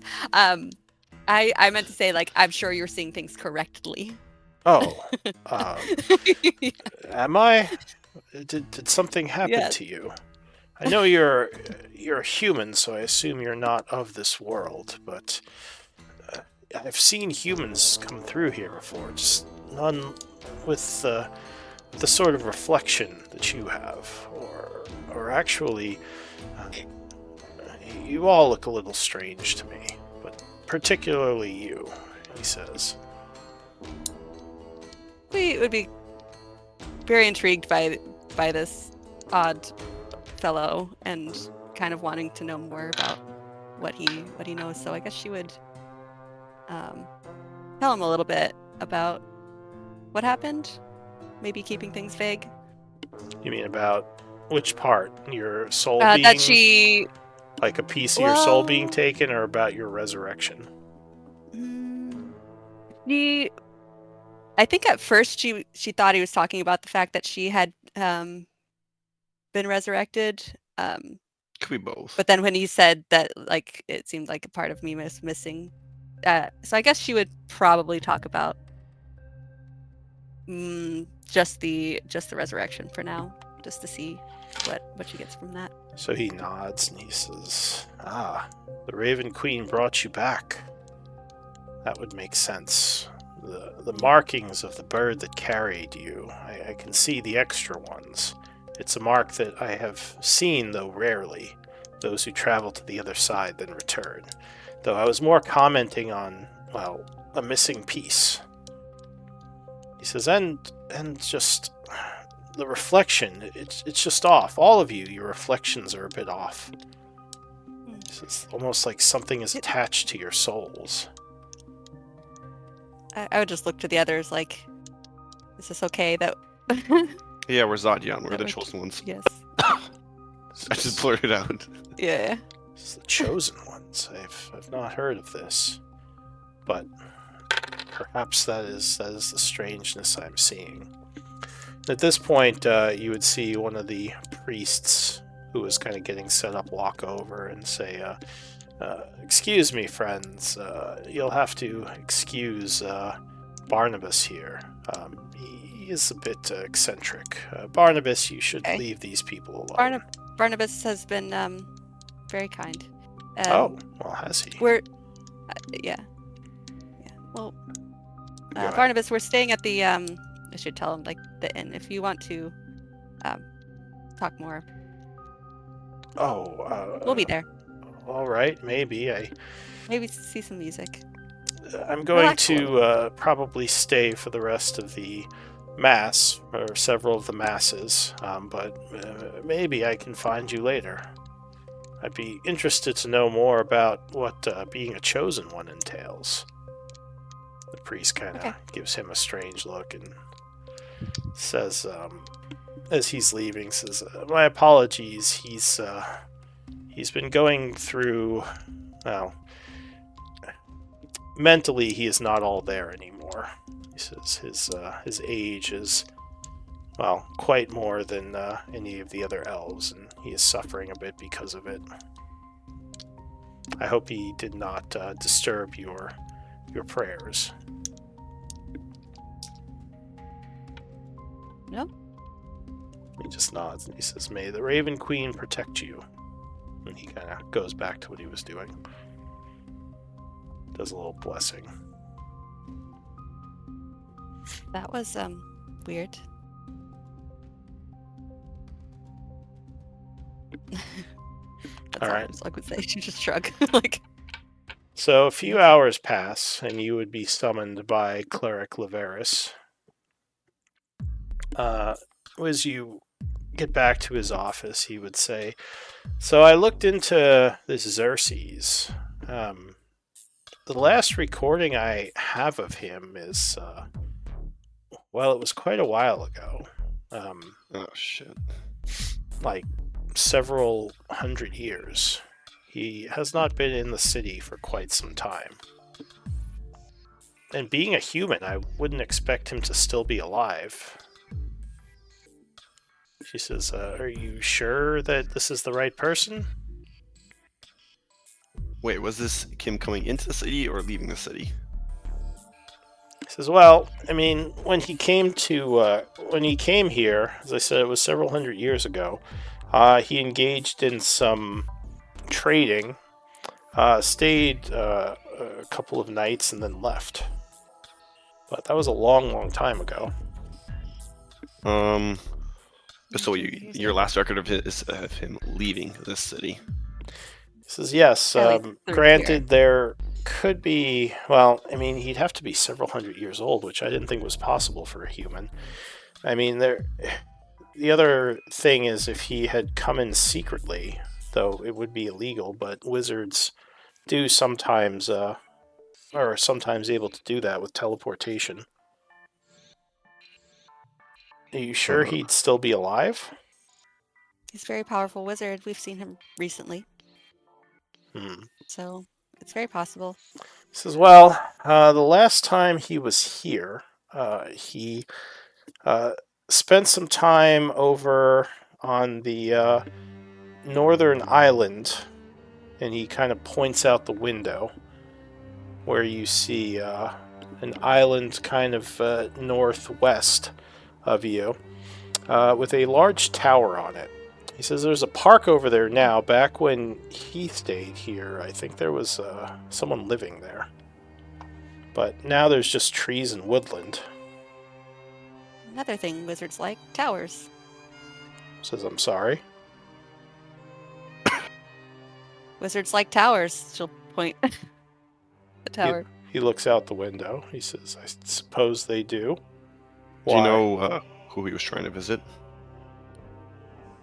Oh, back then? I believe someone lived on the island, like I was saying. Do I get the sense that he doesn't see that tower? Give me an insight check with advantage. I will give you an insight point. And yes, you get the feeling he doesn't see the tower. Okay. And you'll get an insight point for figuring that out. Nice. Okay, yeah, I would just let that drop for now. He says, but yeah, there. I mean, as you can see, like, there's not much out there now. Okay.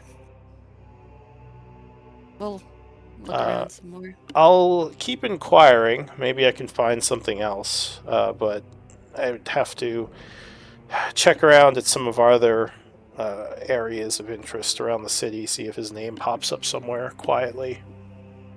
Because sometimes people do come into the city without checking in, so...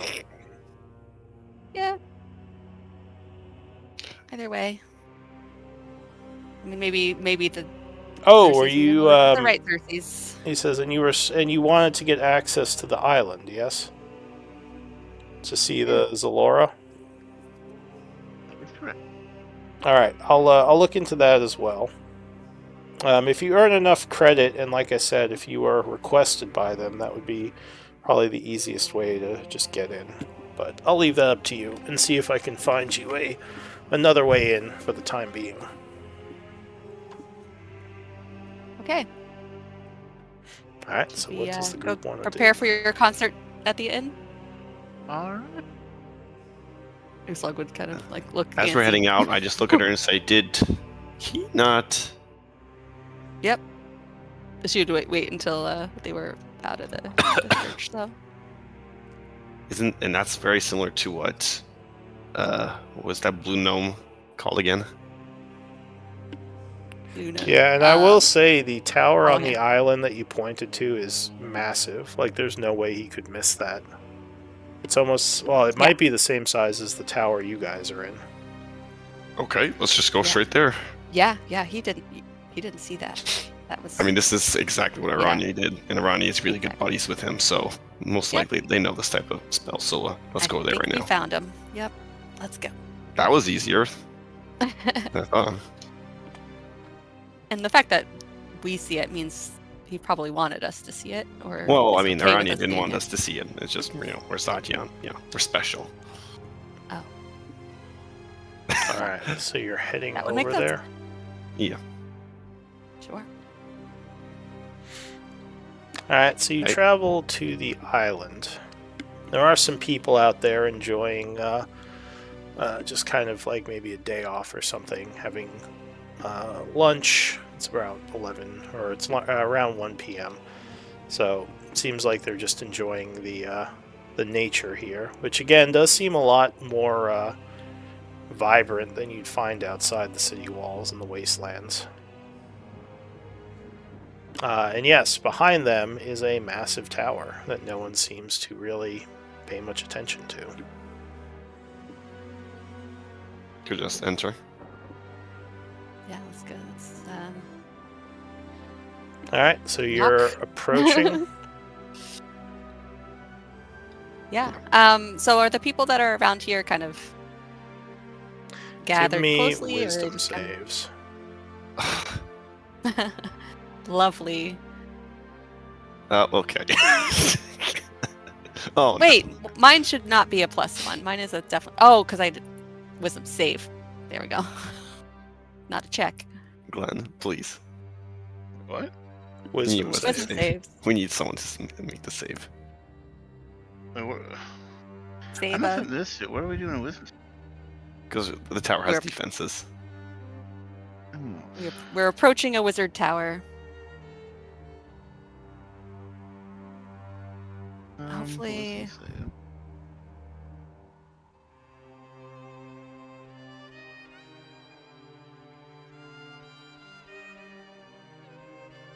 Wisdom save.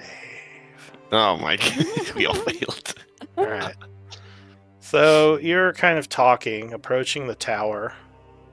Give me a sec. All right. So Uslog, you kind of blink,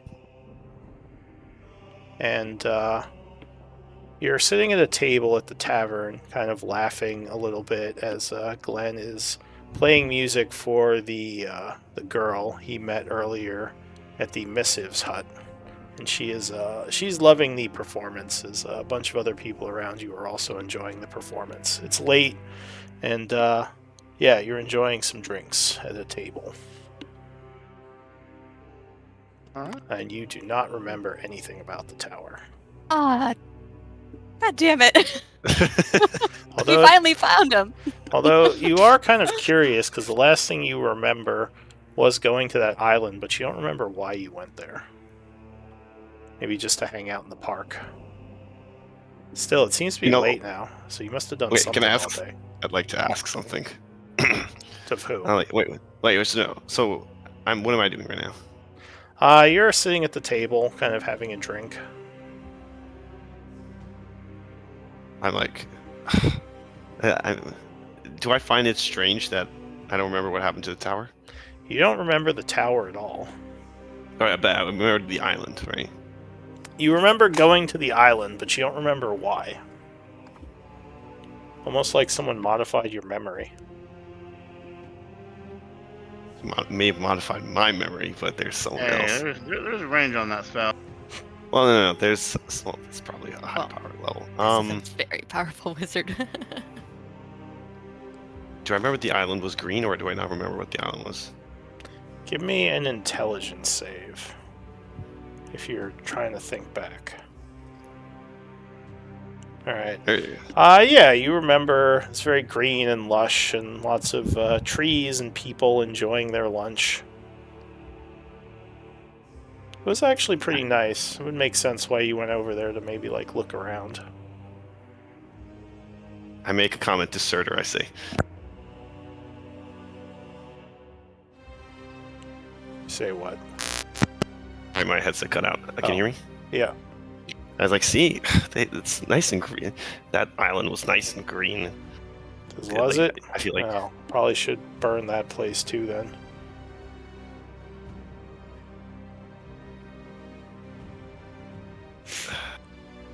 I mean, yeah. It's strange. I mean, they have a bunch of architecture there. Around here. Like, this is a very well-built city. So, Glenn... Sure you don't want to invade this place? Or, he says, I'll think about it, but bringing forces to the Shadowfell is... Well, it's not high on my list. There's plenty of places here I need to destroy. That's fair. So, quick thing about memories, though. You said you can't look back into my memories of the past, right? You would need some servant to do that.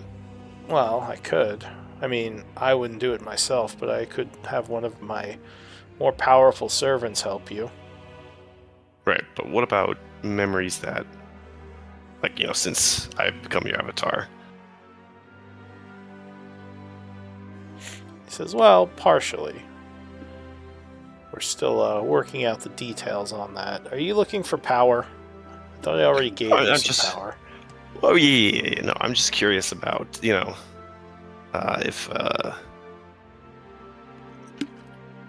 if something were to, like, if I, for example, I'm trying to, out of character, I'm trying not to metagame. I'm trying to come up with a way to come up with cleanly, but, say, I feel like I just want to make sure I haven't, like, forgotten anything. Like, or maybe there's something that, I walk back and maybe, like, my mind gets shut off to it, but clearly you would not. You're a deity. Says maybe. I don't observe you every second, you know. I have much of my own things to do. Do you think your mind got shut off some way or somewhere? I mean, it's possible, yes.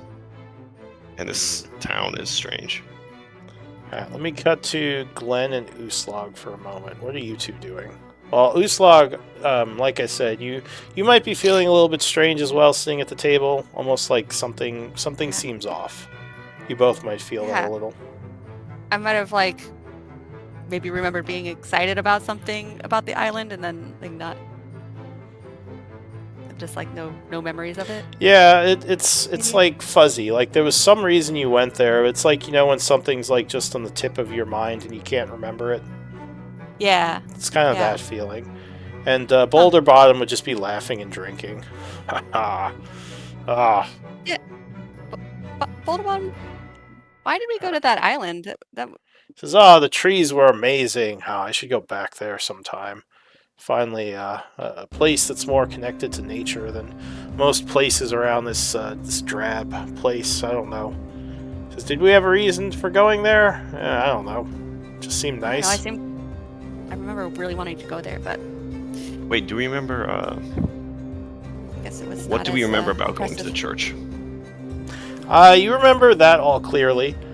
You went there, you talked to Cleric Leveris. He told you about not knowing where Xerxes was, and then saying he was going to try to get you away onto the island. What do we remember the part where he used to talk to, where he used to go to the spot? You get that same, when you try to think about that, you get that same feeling. Like, you feel like you should remember something, but something's missing. Like, it's on the tip of your mind, but you can't remember it. There might have been something else he spoke of. It's hazy.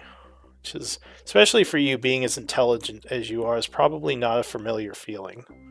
Because you're usually pretty good at remembering things. Diddy?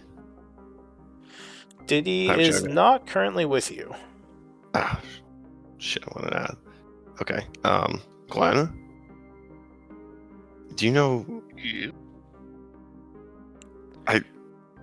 Glenn has the elf girl kind of smiling at him and giving him googly eyes. Remember when you said you can modify people's memories? How does that exactly work?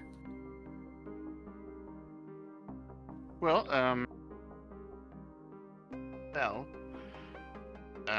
it takes about a minute to cast, and it will incapacitate the target, and if you hold the minute interruption, then the memory becomes permanent, essentially, instead of a non-permanent memory. But, how do you feel about what the previous memory? Obviously, I had my memory wiped pretty strongly, but it still is coming back to me. I feel similar all of a sudden when I'm thinking about that place.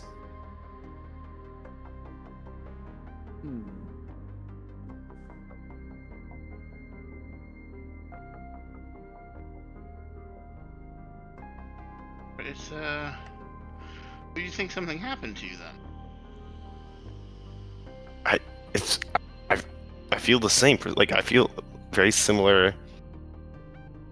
It's very similar. When I try to think about my past, it's a huge haze. Obviously there's nothing, but I haven't.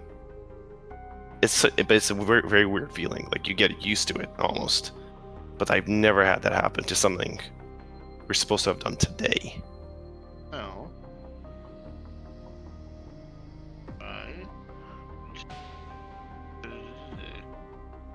What I did to Diddy to restore her memory. See if somebody's fucking with me.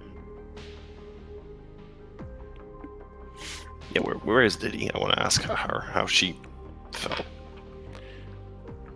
Boulder Bottom says, yeah, I haven't seen the last since our trip to the island. He looks around. Maybe she's up in the room. Yeah, I'm gonna go check out the room. Alright, so, what about, Glenn or Uslag? Are you doing anything? Would I have heard that conversation from where I was sitting? Yeah, I mean, you're all sitting at a table together. Yeah, then she would have been. She would say the same thing. Like, I kind of feel like there's something I should be remembering. But I don't know, maybe the island was just underwhelming and not worth remembering. She kind of shrugs. Alright, why don't... I was gonna say maybe we want to do a break. It's already... But yeah, I guess we don't have that much time left. So... Glenn, are you just gonna keep trying to, like, perform for these people and woo this lady? Yeah, I'm not going to try to woo the lady, but I am going to perform. Alright. She's definitely into your performance, but assuming you're just kind of keeping it professional. Yeah, right now. Alright. So you go upstairs, Malin, but you don't find Diddy up there. You would find your other ally. What's her name? Lareau. Kind of looking over some of her supplies. She just kind of gives you a nod as you come in the room. Hey, have you seen Diddy? She says, I don't think so. She says, wasn't she with you all? Yeah, that's what I thought. I mean, the last I remember... What's the last thing I remember with her? Just that you were approaching... well, that you had gone to the island, and yeah, from there it's kind of like a little hazy. She says, well, I know I didn't see her with you when you all were coming back from the island this evening. And she didn't come with us. She says, maybe she's still out there. You guys spent a lot of time on that island. What were you doing out there anyway? Wait, what? What do you mean we spent a lot of time at the island? Because, well, you were gone all day, and I was looking for you. And then I saw you kind of come off the bridge, like an hour before you guys came to the bar. You spent an hour there? Because, well, I don't know how long you spent on the island, but I know you came off this evening, and you just came right here. I don't think she was with you when you came off the island. I just slammed the door and run downstairs. Alright, so you go running back to the dining area. Valdo, Uslag, come on, we're going back. We got our memories fucking modified. What? I knew it. Our memories were modified. We were there for Lareau just said we were there for a very long time, which is strange because I don't remember squat there, and I feel the same way as I feel when we have that damn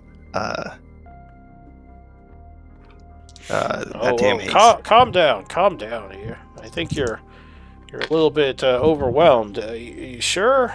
Boulder Bottom says. I think you may be right. You think so? Okay, let's do an experiment. Glenn, right. change my memory over the last 5 minutes. Let's see how it feels. 5 minutes? Well, I want to see how it feels to have my memory altered.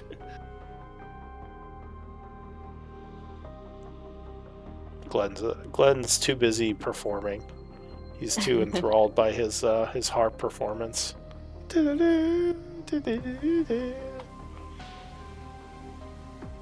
Or maybe he stepped out to get snacks. I don't know. Yeah, probably. Also, where's Diddy? We should go look for her. You think she came to the island with us? Lareau said when we came back she wasn't with us. Okay. Uslag will go just grab Glenn and just drag him out of the inn. Yeah, I'm just over here. It will go. Well, I did really like the forest over there. All right, sure, let's go back to the island. Boulder Bottom says. All right. So the you do. Can we take Eli with us? I mean, I don't know how you're ruling with that. Yeah. I mean, he's in the background along with your other NPC.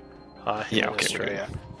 So the city is a lot more empty at night as you walk through the streets. There's not too many people out. All the shops are closed. Just mostly guards walking around. As you are on your way to the bridge, Glenn, are you there?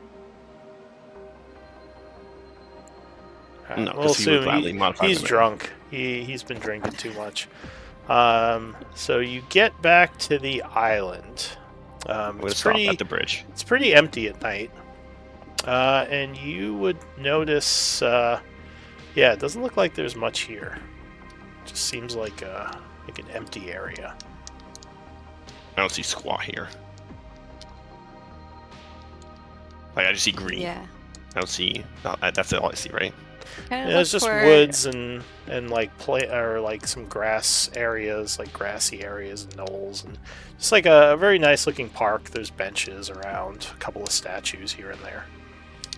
Moose hog, glasses. Yeah, and my little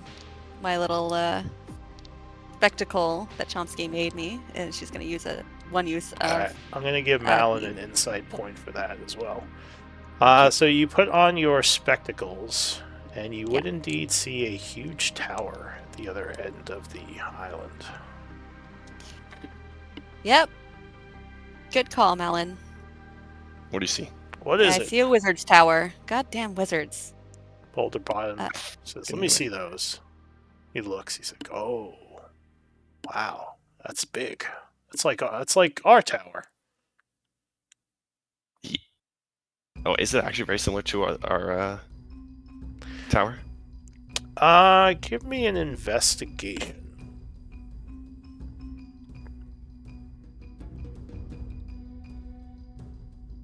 Six. It's hard to say, but I will say anyone can make that roll if any of the others want to try it. It was like wood, but Yeah, I'm not going to do great on it. Well, I don't know. I'm sure Glenn would do better. No. Hey, Well, better than me. Better than me. I mean, size-wise, it seems similar. It's massive, but it doesn't have any of the runes or anything like that your tower had on it. The architecture is a little bit different. The architecture itself is similar, but like the way like the tower is marked, like there's no markings, and I guess that would be the biggest difference. So it would look very similar to the tower that you have in the mountains. Okay. You, Xerxes! No. Are you just going to yell out? So you're pretty far from it still. You're a couple hundred feet, kind of in the wooded area in the southern end of the island. The tower like looms massive, like good distance away from you. You're just going to yell out? Yeah. No, wait. Unless he stops me, then. I tried to stop him. He's like, no, stop it. What? If we yell out, well, first off, clearly this bozo's trying to remain hidden. So if he thinks that any threat or something, he might just wipe my memory for a distance. Yeah. Well, okay. First off, Geraldo, you stay a couple paces back on the bridge, and you do not let us leave. Like if you see us just willy honking, willy walking back, slap us, okay? This is I could try. You think Xerxes is the one that made us forget? Well, we're about to find out. Yeah. I mean, he didn't. Seems kind of rude. I do remember that. Yeah, very, very rude. But also, it's not super surprising, I guess. I mean, he didn't really want us to. I just think know Eli, where his tower was. I just grab Eli by his shoulder, just walk over him, oh man, it's such a nice place here, almost magical. And I'm saying this really loudly. It would be a shame if someone were to dispel the magic. And I would yell this loudly. Eli kind of looks at you and says, I do wink. Just dispel. You want me to dispel something? I don't get it. Yeah, no, wait, I give me a second. Do I hear anything? No, you just hear like an owl hooting in the forest somewhere. Ooh, ooh.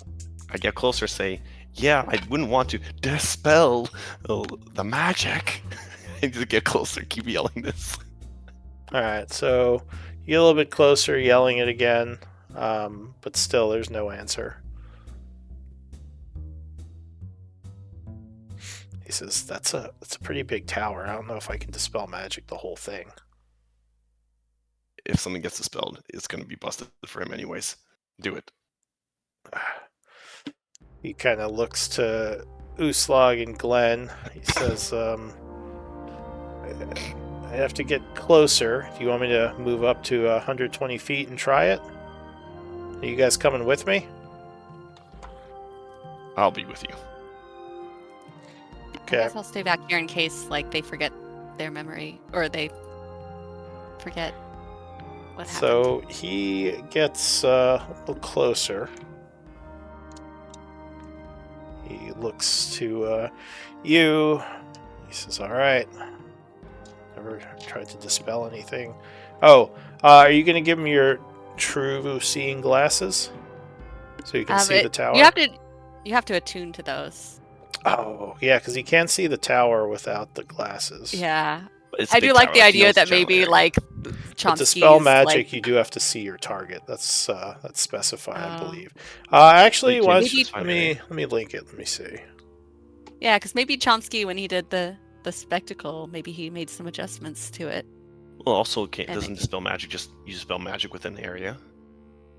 I think you target something, but like I said, let me see what it says. Dispel magic. Yeah, you get to... Glenn, where have you been? I gave you once an opportunity. Glenn was drunk into see it. Having too much fun, so we dragged him along. I literally asked you to modify my memories. No, I guess you don't have to see it, which is weird. If you tell him it's there, he's like, well, all right, let me see if this works. So he is going to cast a spell magic. Okay, so there is a rumbling noise. Almost like thunder. And Eli would turn to stone. Which now makes sense why there's several statues in this area. Shit. Well, I didn't expect Xerxes to take such aggressive measures, but... Aldo's like, oh my god, Eli! Maybe... Damn you, Xerxes! Who is this Xerxes? Maybe... Is this not Xerxes? She's starting to turning wonder. People to stone! Glenn, can you turn him back? Could be. I can, yes. But will you? I mean, that's the question. Yeah. This tower's starting to piss me off. Alan got turned to stone? Eli got turned to stone. Eli. He tried to dispel magic the tower, then suddenly he turned to stone. I guess you already cast a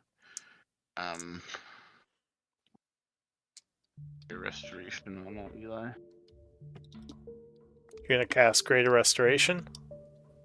Yeah. Can you link that? Because we did use it on those petrified guys from the whatever their name is.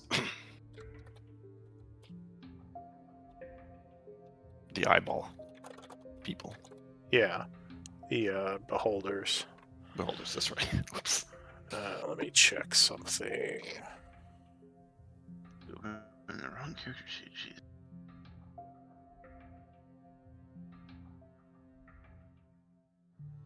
Oh, okay, yeah. So you walk over and cast Greater Restoration.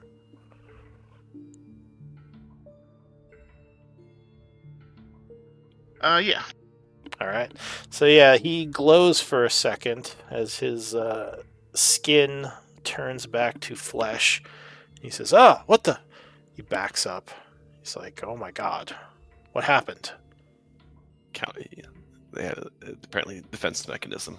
Every time if you cast spell magic, it turns you to stone. He says, "God damn it! Well, I'm not trying that again." This Xerxes seems like a real jerk. He wasn't when I met him, so More like starting jerks. to have... Sorry, go ahead. I dap him up with that nickname. It's like, what a fantastic fucking nickname. Like, I give him like a real good dap up. It's like, I'm really proud of you. It's like, oh, well, thank you. But it was kind of a jerk move. I mean, no, it definitely is, and I think he has Diddy. He crosses his one arms. of these statues look like Diddy at all? No, none of the statues near the tower look like Diddy. They all just look like various people. I mean, they could just be decorations. I'm not so sure this is Xerxes, guys. I mean, I didn't know him that well, but he was on our side. I mean, there is a chance it's an automated defense thing, and regardless, he doesn't know that we're here, but... That's true. Maybe it just sensed us and did some sort of magic to... Like, maybe that modify memory was something the tower does to keep intruders away. And yeah, and that itself is harmless, but the statues... But where is Diddy? Right. Can I look around for tracks that look like maybe Diddy tracks? Sure. Give me a... So there's a bunch of tracks out here. I guess Malin could. But, yeah, to find Diddy's, it would be a survival check to identify her particular tracks. Malin, let's see if she's walking around here. I'll help. I have trained survival also. Yeah. Oh. I'm very, very invested in this. Yeah, you do find some scrapes that look like they could have been made from her boots, and a piece of cloth that could have come, like a thread that could have come off her cloak. It seems like she was circling around the tower. You follow her tracks kind of towards the bridge at first, but then she sort of doubles back and goes back towards the tower. It looks like she climbs down onto kind of this cliff area overlooking the water. And you would have to do a climb here to get to where she went. I mean, I could just fly down. I have boots. That's true. So, Malin, you fly over there, and it seems like kind of around the back area underneath the tower, there is a cave that her trail leads towards. Guys, I found a cave. It's pretty well hidden by a bunch of foliage. Come here. I yelled to the guys. How are they climbing down? I mean, I can take one of them on my shoulder. Climbing down into the cave? Yes. Climbing along the cliff face over here. It would be an athletics check. I can do that, and I'm sure... Raldo can, so I'm just going to grab Glenn, throw him over my shoulder, and fly him down there. Right, Glenn just wanted to be performing a concert. Give me athletics. 15. Yeah, so it's not too difficult. You do have to be careful because it's a little slippery. Maybe some rain recently or something has made this a little bit harder to grab. Boulder Bottom doesn't have too much of an issue. I think that's everyone. I'm not going to worry about the NPCs. I'll say they stay up top or something. But you climb towards the outcropping where the cave is. And I guess you fly over there, Malin. Yeah, and as you get close, it seems like the cave only goes in about 5 feet and then just dead ends there. I don't know about that one. I still have my Gem of Seeing on? That probably would have worn off by now. With all the searching and walking around. Because it's 10 minutes, right? I believe so. Yeah. Let me just double check. Yeah, I'm pretty sure. I think you can. Oh, use... Well, the spell True Seeing is 1 hour. What, does the gem last an hour? That's a good question. I'll check my. I seem to remember it not lasting that long, but I bet I could be wrong.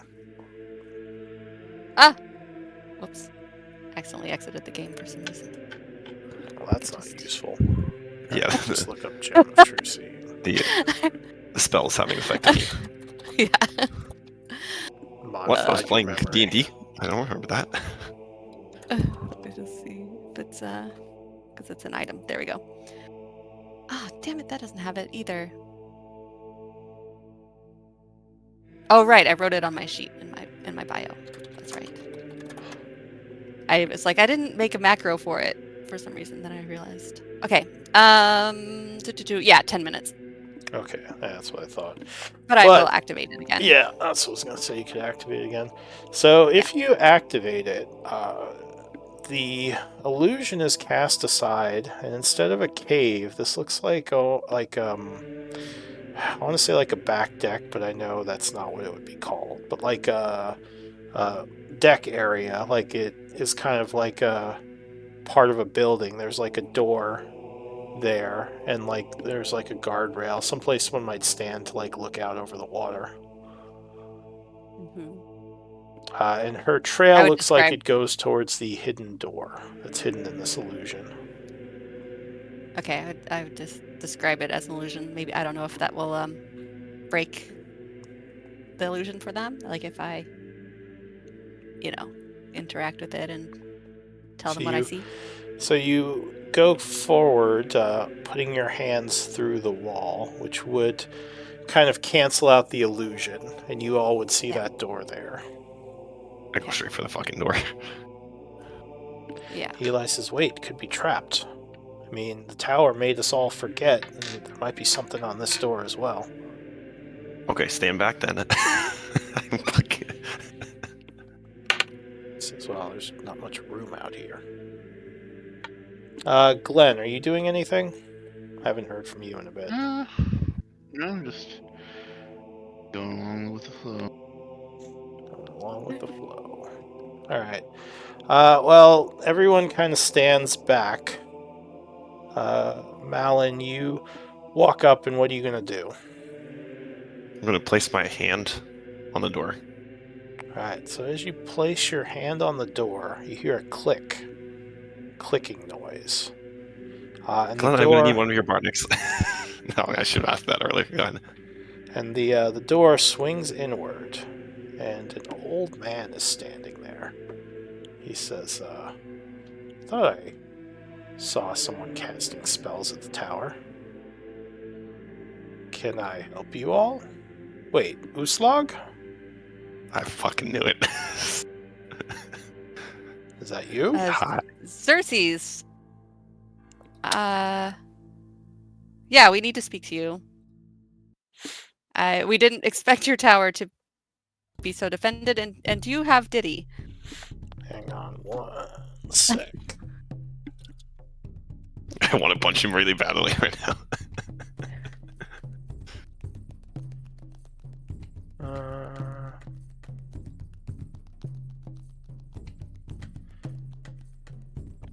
So he says, Diddy?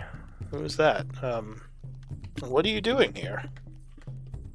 Trying to find your bum ass. He says, how did you find me?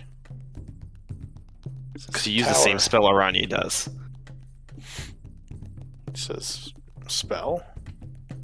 Well, to make sure that no one sees the tower, but because we're Zatyan, we can see the tower, Aranya found that out the same way. He says, oh, you approached... yes, that would make sense. He says, my apologies. The tower has some defenses I put on it to just make sure none of the citizens of this place wandered close. He says, I wasn't expecting anyone to come looking for me. He says, why are you here? Very complicated and detailed question about destroying the Shadowlord, but first I'd like to ask about the female that went down here. Says, yeah, little rogue was probably snooping around. Might have activated one of your defenses. I described Diddy's look to him. I don't think I encountered anyone else today besides you. He says, are you sure she's in here? I think the tower would have alerted me if someone snuck in.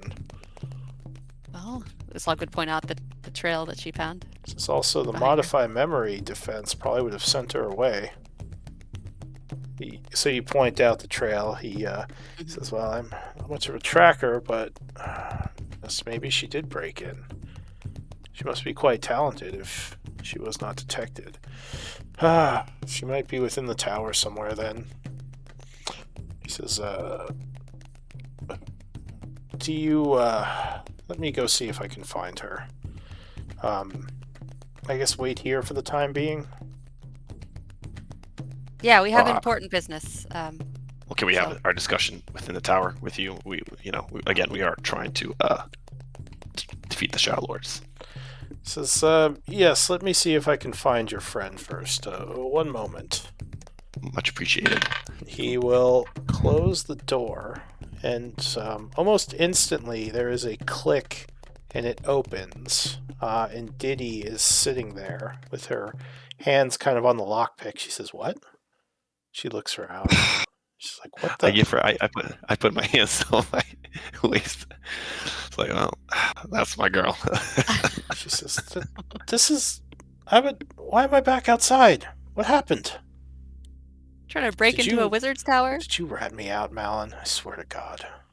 I just grab her roughly and give her a hug. Some crazy stuff in there. Oh wait, am I in trouble? He says, you guys walked away. I thought I'd try to find your friend Xerxes, so I broke in. And the door would open again, and Xerxes is once again standing there. And he would say, hello, miss. I assume this is the woman you were all looking for? Yes, it was. Oh, excellent. Well, I certainly found her. He says, you are quite impressive to be able to get past my defenses, young lady. She says, thanks. Sorry. Don't worry, I didn't take anything. I was just kind of having a look around. He just nods and says, oh, I know. So, come on in. Sorry, I don't usually have guests. If this was Hollow Hand, she would be a turtle right now. So this is true. He says, Hollow Hand? You know that bastard? Oh, yeah. Several of them. Including the prime one. Well, come on in. Come on in. I'm interested to hear why you're here and what this has to do with the Shadowlord. And he just motions for you to enter. Okay. Alright, so you follow him inside. So he would lead you down a hallway to a center area of the tower that looks a lot like the center area that is in your tower, kind of like a control area with a bunch of symbols. And as he steps in, it almost seems like everything around him morphs and changes, and then he would open up a door that just appeared, leading you into a new part of the tower. Oh, so you have, I say out loud, you have one of the Artificer Tower. Not Artificer, Jeez, I'm blanking really badly right now. What is the tower name? He says, yes, I am one of the tower. keepers of the towers of Nightweather. That is correct. Oh, thank God. I mean, one of the Iranians took a manual control of our other tower. And that was what a tower hassle. of Killed one of our friends. Really? He killed someone? No. So he left, and we were tinkering with it, and one of the I think the Children of Shadow hijacked. This is stupid AI. Aranye is Hollow Hand is forbidden to enter any of the towers. Well, his weird simulacrum that he refused to talk about has hijacked our tower. He says, your tower. Oh. Gravic Tower. He says, you found one of the towers of Nightweather? Yeah. We did. Where did you find it? thanks to your help, the tips you gave us. I think, didn't he give us the tip on like kind of where to find it, or did we find that information somewhere else? I thought for sure he you did. Found it. Well, he told you how to get to the Rune Master Tower. He never called it a Tower of Nightweather. I mean, we still know it's a Tower of Nightweather, but still. Oh yeah.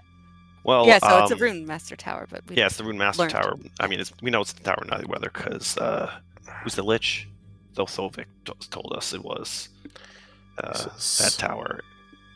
I knew the Rune Masters had a particularly interesting tower, though I never visited it.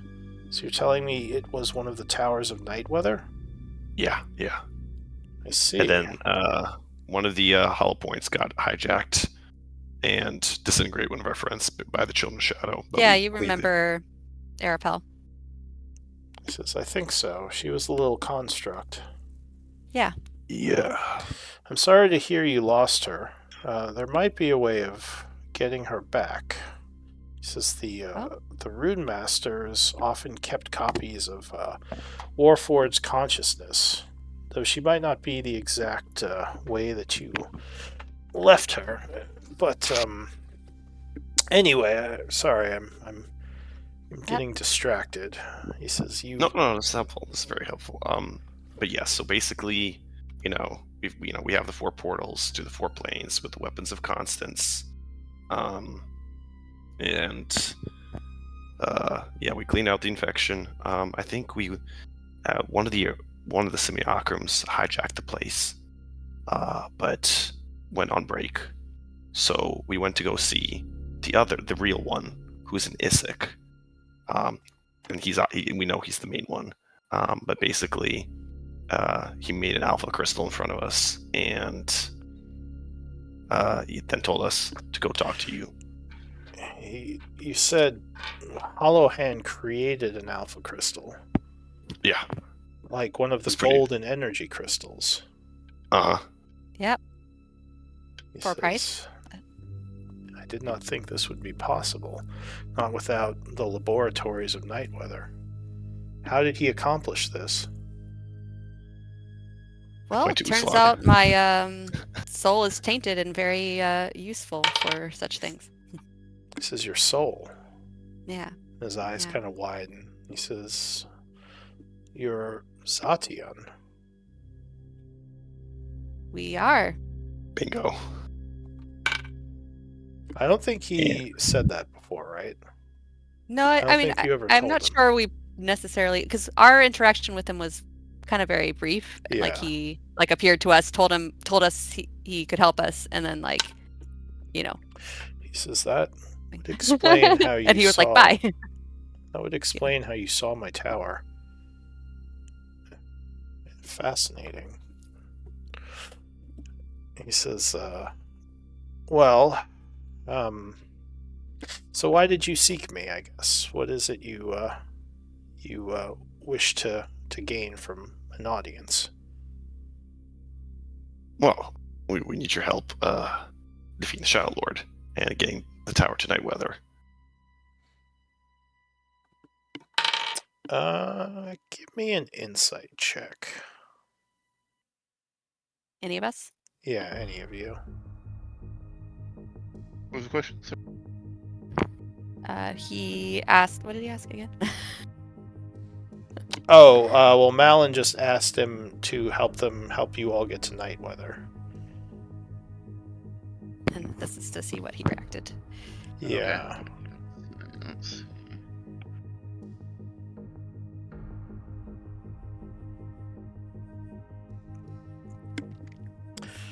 So you get the feeling that question made him a little uncomfortable for some reason, or that request. So he pauses for a moment, and he would say, Nightweather is not a place one just travels to. Right, we need the weapons of constance, right? He says, why would you need the weapons of the constance? Wait, who told you that? No. Who told us Hollow that? hand. It wasn't Yeah, Hollow Hand. Oh. We kind of did some. Did we do research? Oh yeah, we found a hidden compartment in the library with research notes from the sages. Says the Rune Masters were attempting to get to Nightweather. They concluded, or at least one of their working theories was that would be one of the ways to get to Nightweather, and then thus stop the cataclysm. He says, interesting. Wonder what sort of research led them to that. He says that might actually work, although that would not be the case for you all. If you truly are Zatian, then it's actually much easier than you'd think to get to Nightweather. He says that. But why do you wish to travel to the first city? That will probably that won't help you defeat the Shadowlord, I'll say that.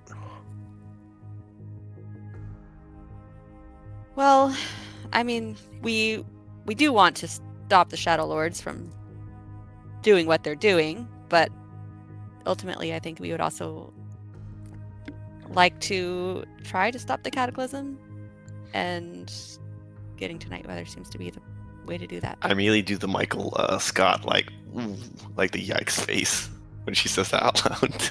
Wait, what? Stop do we want to stop the Shadowlord? Yeah. Oh, yeah. He says, stopping the cataclysms are a noble endeavor. How much do you know about the Zatian and the First City? Well, absolutely nothing. Please inform us. Yeah, I mean, we know that. I've... Go ahead, Glenn. You've been kind of quiet. We know that Holohan told us that it ends up being the Zatian that decide whether or not to burn the world down, and up until now, they've chosen to do so. He gets an annoyed look on his face. He says, Hollowhand speaks too freely. What else is new? He says that is a partial truth. So you are hoping that if you go there, you can make a decision that might stay the cataclysms? Goal. I know not what our predecessors saw or learned that made them believe that burning down the world again and again was the correct answer, but at least we're all resolute now in our goal to stop the cataclysm from happening. And we don't want to, and even though the Shadowlords want the same thing, we don't want them to have to sacrifice tons of people to do it. Yes, it's been the goal of the Shadowlords for several cycles now to find a way to get to the first city. Though so far he's failed. Which one? Well, there's only... Well, I know technically now there is a second Shadowlord, but the original Shadowlord, Gaivok, has lived for several of the cycles, using the energies given to him by the Red Wizard. He says, but he has not been able to make his way back there. Not yet. I don't know if he ever will, honestly. Though defeating the Shadowlord and returning to the first city are two very different things. He says, if you do choose to return to the first city, I don't think you'll... Well, I doubt you'll see the Shadowlord again. Unless he also finds a way to get there. The thing is, it would probably be a lot easier for you to go there than it would be for him. How do we get there? He says, well, that is a tale for another time, because it's 8:45. Great. That's a good cliffhanger. Bum bum bum. All right, MVP votes. The entire time, by the way, I was like just holding Diddy in a bear hug and would not let her go. She's like, I just wanted to steal cool stuff from the wizard. Hopefully, we'll have our whole group next week. Yeah, Miri would have loved this session. This had like so much that she would have liked. Glenn just stays in the Shadow City, becomes a legend here. Yeah, I was like, I'm gonna stay here and become a legendary performer. You want to do another revolution here? Just become a performer for the Opera House. All right, we should do another Uslog, revolution. 2 votes, you are MVP. Congrats. Oh, well, thanks. We should do another revolution here. We should get a. We should Capitalism. overturn. Yes. Oh my God, I was gonna say the same thing. I was gonna overturn socialism. We should bring Bring back, capitalism. make them This is capitalist communism, not society. even. Yes. Dirty Sorry. socialists. Dirty commies. Oh my goodness. Of course, Just the start elves are preaching going to about- be commies. Yeah, they've been. That would be fun. They've got like a good little system going here. Everything's peaceful, and we just come in and just. I'm Capitalism. gonna call you guys the USA. Just ruin it. You're like, you all are happy and getting health care. How about some money? What? We introduce you to capitalism. I mean, they've got their little underground. Yeah, they got their underground market. Yeah. Guys, I need to rise up. We need legal tender. How do you live like this? Okay, no. So, speaking of healthcare, I've got a funny story. If you guys have a few minutes, why I used to be my friend Kyle, a friend of mine, used to work for a company that was basically contracted third party to work for Sprint, and before Sprint got bought out, because they're an awful company, and we worked retention, which was the worst part. It's like working for the worst cell phone company and then convincing people to not quit the worst cell phone company was fun.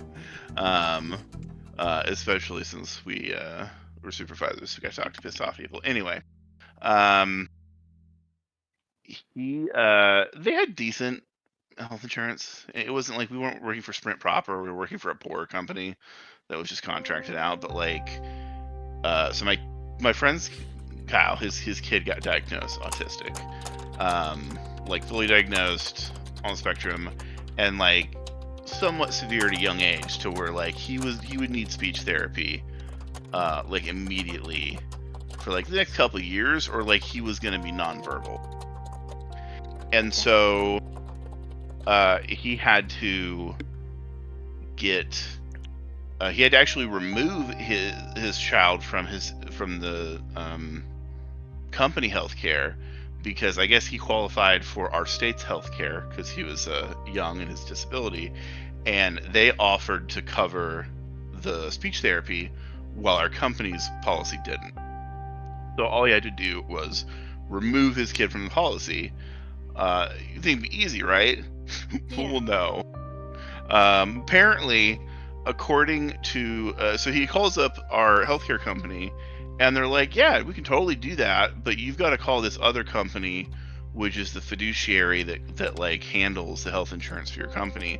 We don't mind, we just need to have them tell us it's okay, since they control the policy. So he calls this other company that handles the policy, and they're like, nope, sorry, your kid getting diagnosed as autistic isn't a qualifying life event.